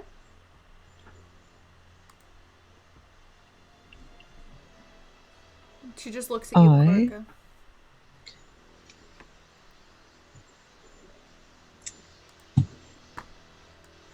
She is, to my the best of my knowledge, a humanoid, right? She looks like a little human girl, about a head taller than Eunice. She looks probably 13 or 14. She doesn't look very big, though. She seems like a very small human.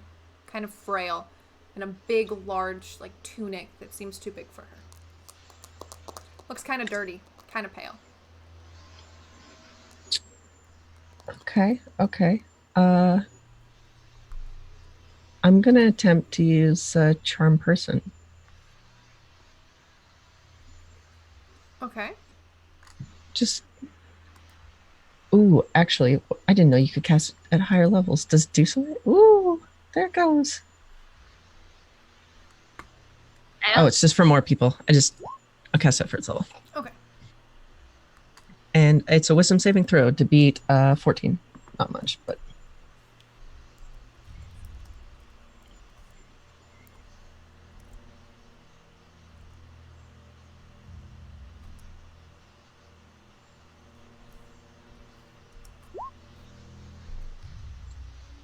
Well, That sure beats it. There's the DM's nat 20 of the night, friends. My players always get the good nat 20s. It's only fair that I get them here and there with my child NPC.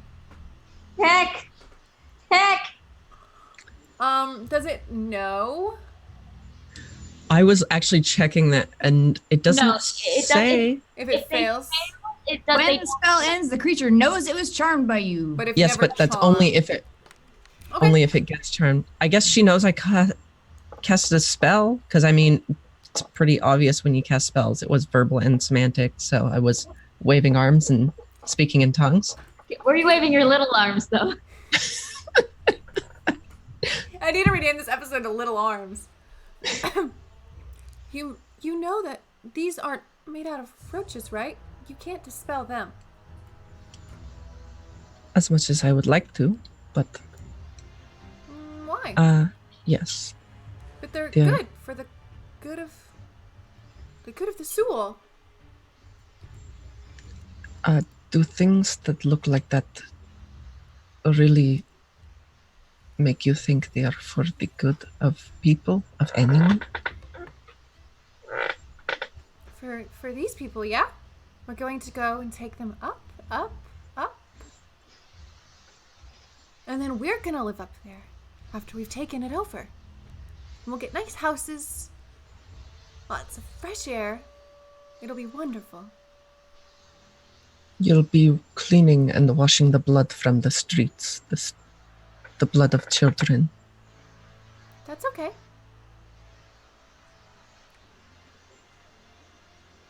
All right, I can't tolerate this. I gotta put my head from around the corner again and say, kid, you don't have to kill people to live on the surface.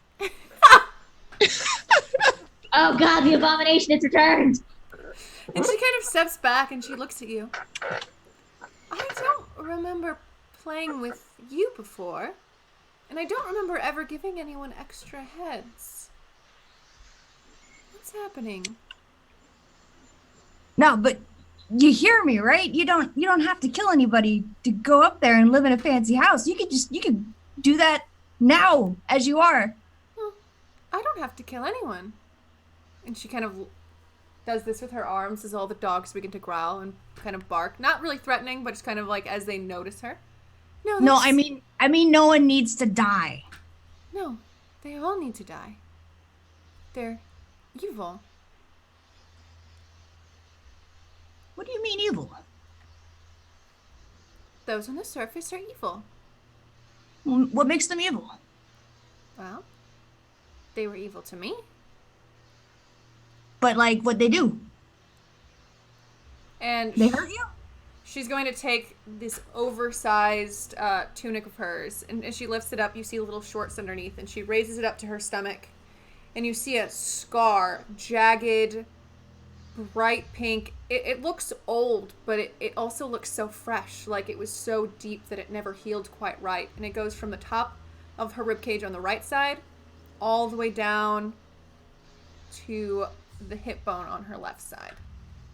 Oh, kiddo. I'm gonna start approaching her, and I'm gonna reach out in an attempt to hug her. She's gonna put her hand up. And when she does put her hand up, it is kind of glowing. Like a red. No, don't, no touch. Don't touch me. I don't know you.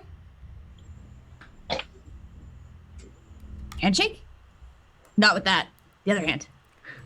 You don't look like the rest of everyone here. from the back of the room, Maven's gonna ask in Suloi's, "What's your name?" And she's not going to gesture in your direction.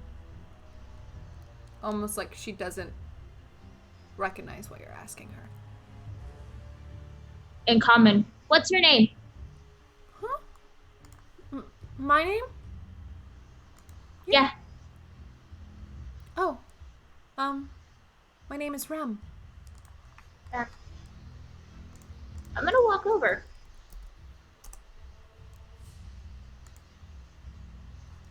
Lost y'all for a second. Sorry. Hi. Ha ha. No anxiety here. It's fine.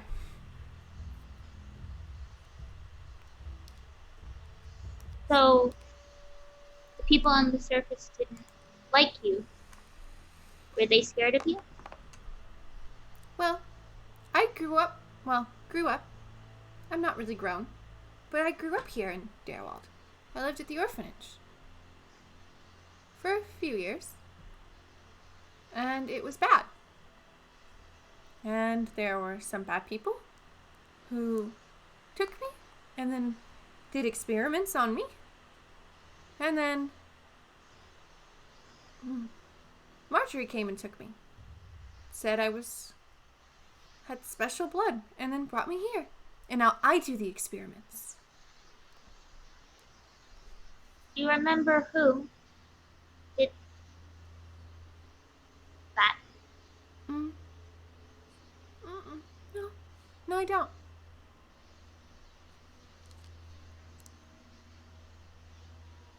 Do you hate them for it? Well, I don't know if I hate them anymore. Because now I'm stronger than them. And I can kill anyone.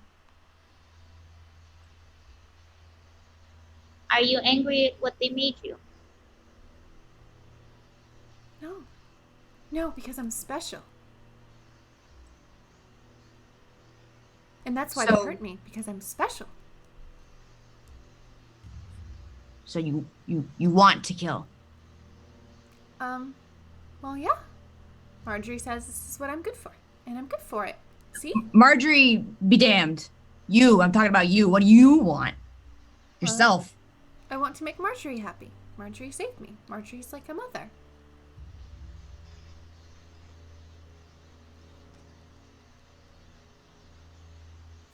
Do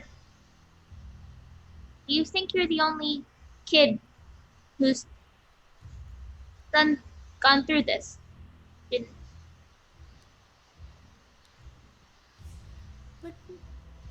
What do you mean? I'm dropping my disguise self.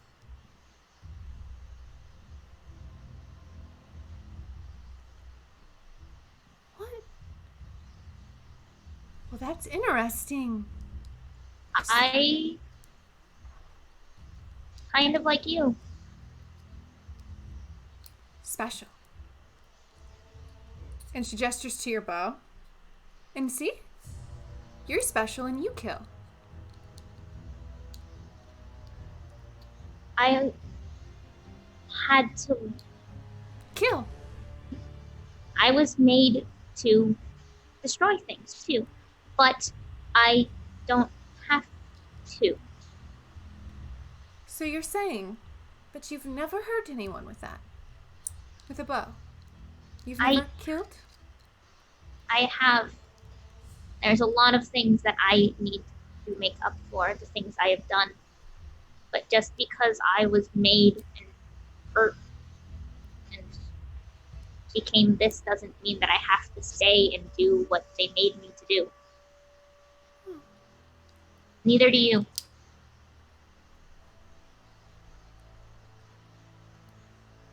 Marjorie says you're only good to kill, but she's wrong. They were wrong about me. They can be wrong about you too. Well, then, what should I do then? Where should I go? I found a home somewhere. We can take you there too. They let me in despite the things I could do. They taught me that I don't have to be what they made me. They can teach you too. I can teach you too, if you would like. I'm not a lot older than you, but I've been where you have been.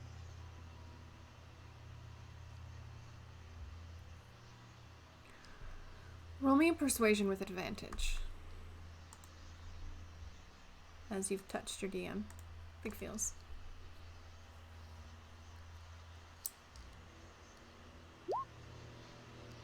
Eh.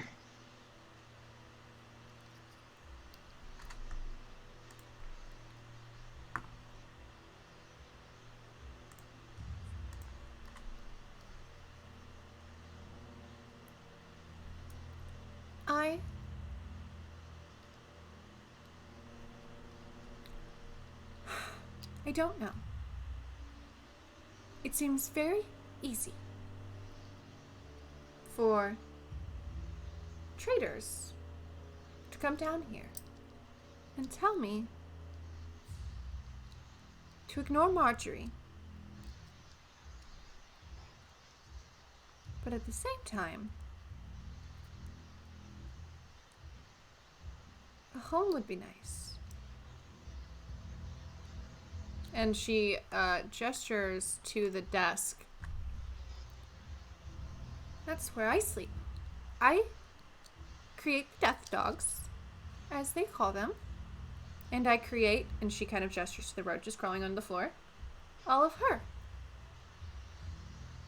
There's lots of her. I've seen. You're very good at what you do. This is what I do. And I'm gonna not cast Ray of Frost at anything, but I'm just gonna hold my hand out and let the ice sort of streak along the ground. We're not so different. Oh. What about all of your, weird friends? All of you are kind of weird. Oh yeah, hella weird. All of us are a little different. I mean, if we're doing it anyway, I can drop disguise self and become the giant lizard that I am. Ta-da! All of us didn't belong where we were, and we all kind of got kicked out. But we found a home, and we found each other, and you can come with us if you want. We will not force you to do anything. It's your choice. Huh. What about... If I leave, though, the man will come and hunt us down. We have been dealing with men hunting us for a long time, and we are still alive. But what about the man hunting people down? The red one? One. The one upstairs. Oh yeah. Don't worry about him. We're looking at that. We will keep you safe. We have kept each other safe, and we will keep you safe if you decide to come with us.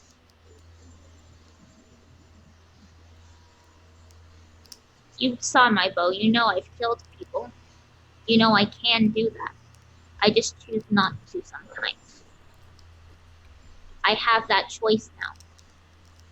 I know what I can do, but I've chosen not to do what they made me to do.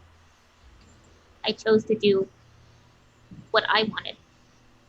Sometimes that is defending the people I love. Sometimes it's saving people who are like me. Sometimes that does involve hurting people, but I choose not to be what they wanted me to be because that's the best way to get back at them. You can do that too.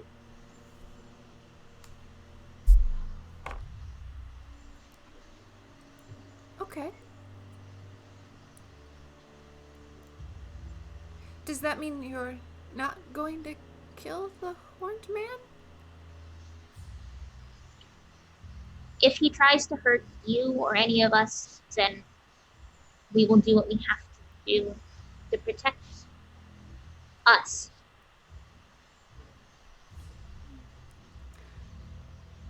Well, if you are interested in killing him, I would do it when he's alone. And I think you should do it. And maybe, just maybe, if he's not here, I can see what this home is about. And if I don't like it, I'll come back to Marjorie. Hypothetically speaking, that is a great idea. Where would we find the man alone? Is he upstairs? Usually. Is it just anyone allowed to see him, or will we have to be sneaky about it? You know? Well, everyone here is scared of him. Because he's horrifying. And mean. I think if you walked up there, even without disguises, people would be too afraid to follow you. Be part of the carnage. Okay. Okay.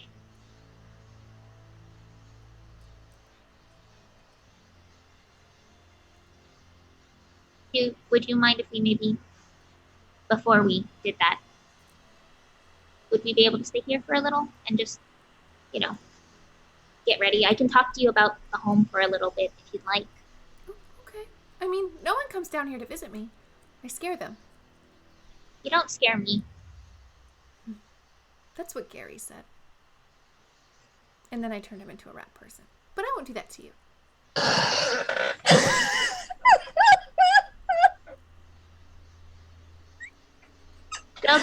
Zelda, are you okay? Yeah, I'm okay. Such an extreme reaction.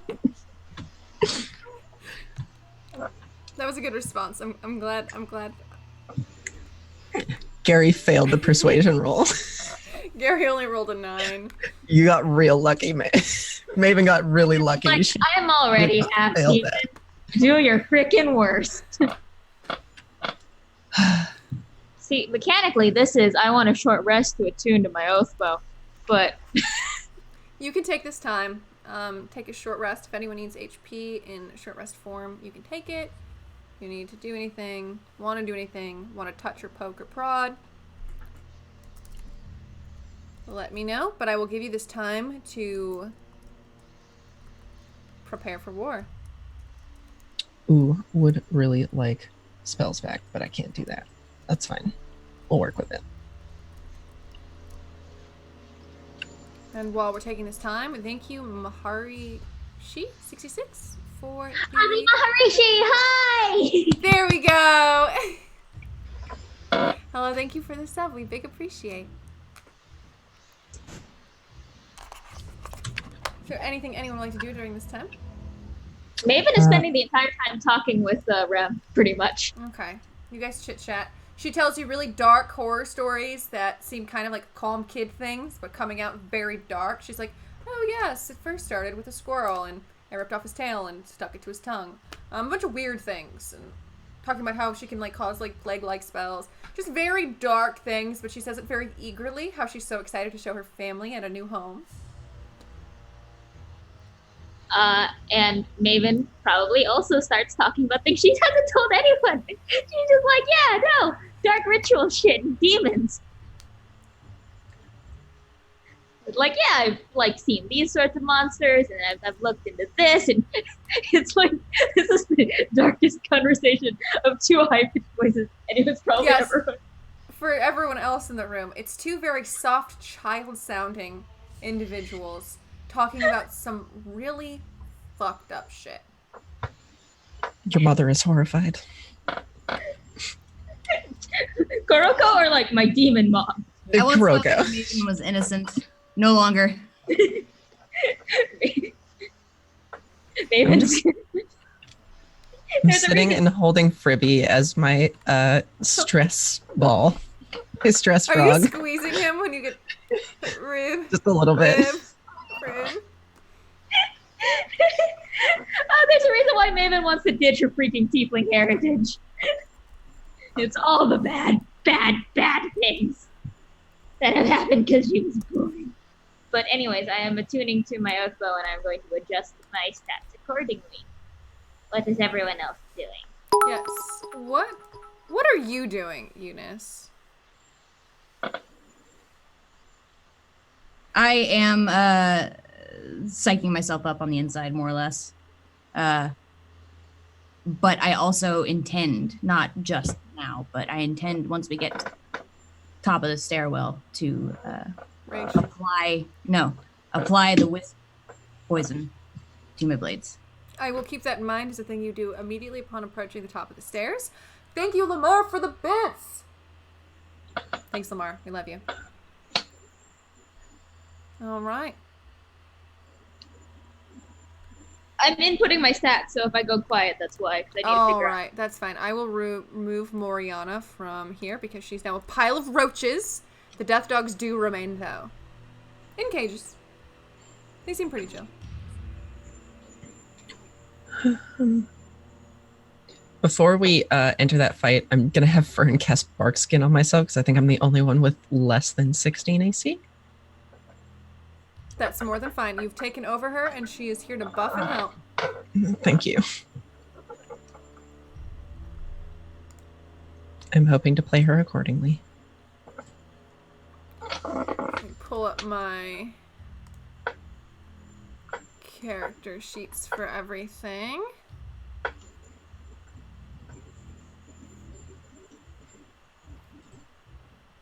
Oh, by the way, don't forget, we have holy water in our water skins.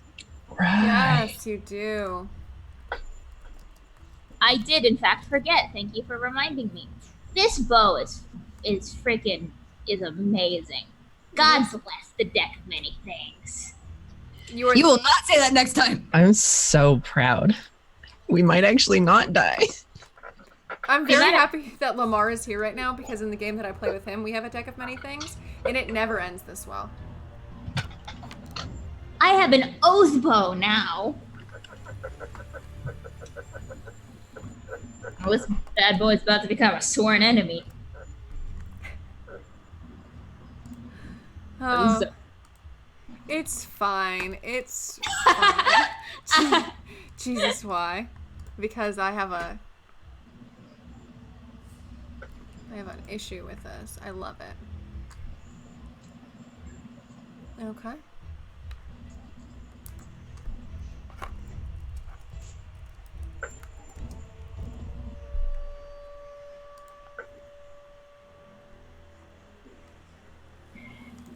All right, Are we ready? I am ready. Ready as I'll ever be. Before we go, though, I'm going to go to Rem. Hold on, let me check my inventory. I have a little broken pendant that I've been carrying with me since day one, and I will give it to Rem. I'm gonna be honest, I thought about giving her something cute, but I literally have You nothing have cute in my nothing bag. cute. I mean, you could Cute. give her your jar of hair. It's not like she's seen that one before. Do you want this zombie mushroom? These baby teeth, are these baby teeth Rems? I'm gonna give her the little pendant. It's the trinket I've been carrying. I'll just say, this is a promise, okay? We're gonna come back. We're gonna take you to. You're gonna find that new home. And she begins to like kind of clasp it. All right. We'll be back. Promise. Don't die. Or I'll rise you and I'll keep you company. I'd be okay with that. I almost want to say I like the idea of that. I do. I don't know what's. I do. Y'all are from the circle of Adri Forest. What are you talking about? I know. This good circle of druids also keep me as like an undead emissary for the dark evils of the world. Maven's okay with it. Maven's fine. Maven doesn't understand that part. Maven's just like, yeah, I'll make the kid happy. Just hang out. Be like a forever slumber party. A forever slumber party. And with that, do we make our way? Yes, we do. I'm gonna double check and make sure my disguise self is on before walking through this room full of people. Oh yeah. Disguises up. I have to recast mine, I believe. I will recast disguise self on myself. Okay.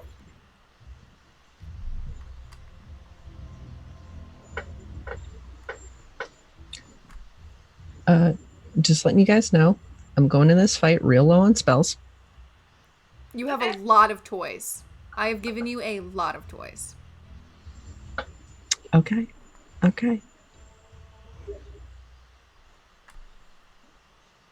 Yeah, I'm just heading for it. Alright. This guy might ask, Yep. but that's fine. He does watch you go, and as you walk by Maven, he says in Sulois, "Nice knowing you." And you can tell it's the fidgety man from before, the anxious guy. Maven just sort of smiles and shrugs in her human disguise. And hopefully we'll see each other again. And I follow my abomination up the stairs. And up the stairs you go.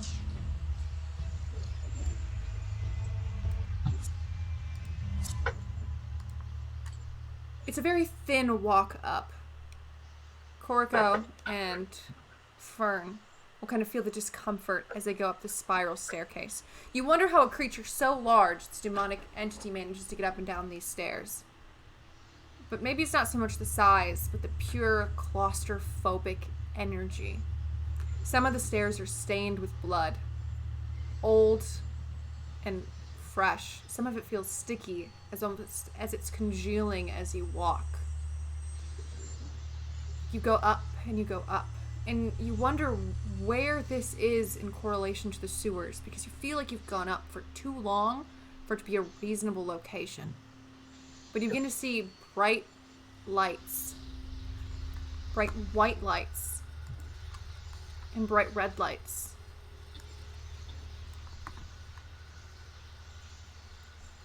And you begin to walk into a small chamber.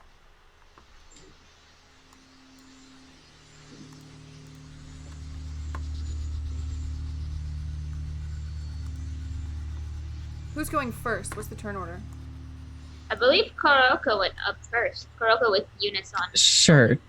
Absolutely. I will we go. not be seen by this guy coming out from behind Koriko. I will be down on my own feet at this point, for sure. As you go up, Koriko, do you roll a stealth before you continue? Or do you just go in? Screw it. Let's roll stealth. Let's try it. It's not gonna be good. Maven entered the stairwell last, so Maven's the last one up. It's a 5. You crunch up those stairs. So as you make it up to the top of this spiraling staircase, you see this great creature up close. Great curved horns that turn and twist here. A skull asphyxiated through it. It's not the skull of the horns, but it almost looks like it's a helm, as he had affixed the skull so well onto it. He has a long face that turns to you, sharp teeth that are dripping with blood down this sharp chin onto his chest, which is red. His arms are red. He seems to be wearing green cloaks over his red body.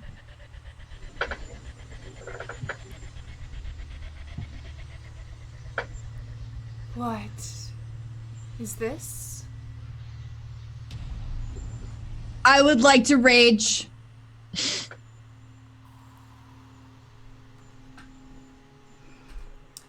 Eunice, you rage. And as you rage, you feel something. You, especially Eunice, because your nose is so powerful. But a stench radiates from him of pure sulfur, charcoal, adrenaline. His smile curves and he claps his hands together. When he does, they both are radiating with a flaming glow. And that is where we will end episode 15 of The Old Faith.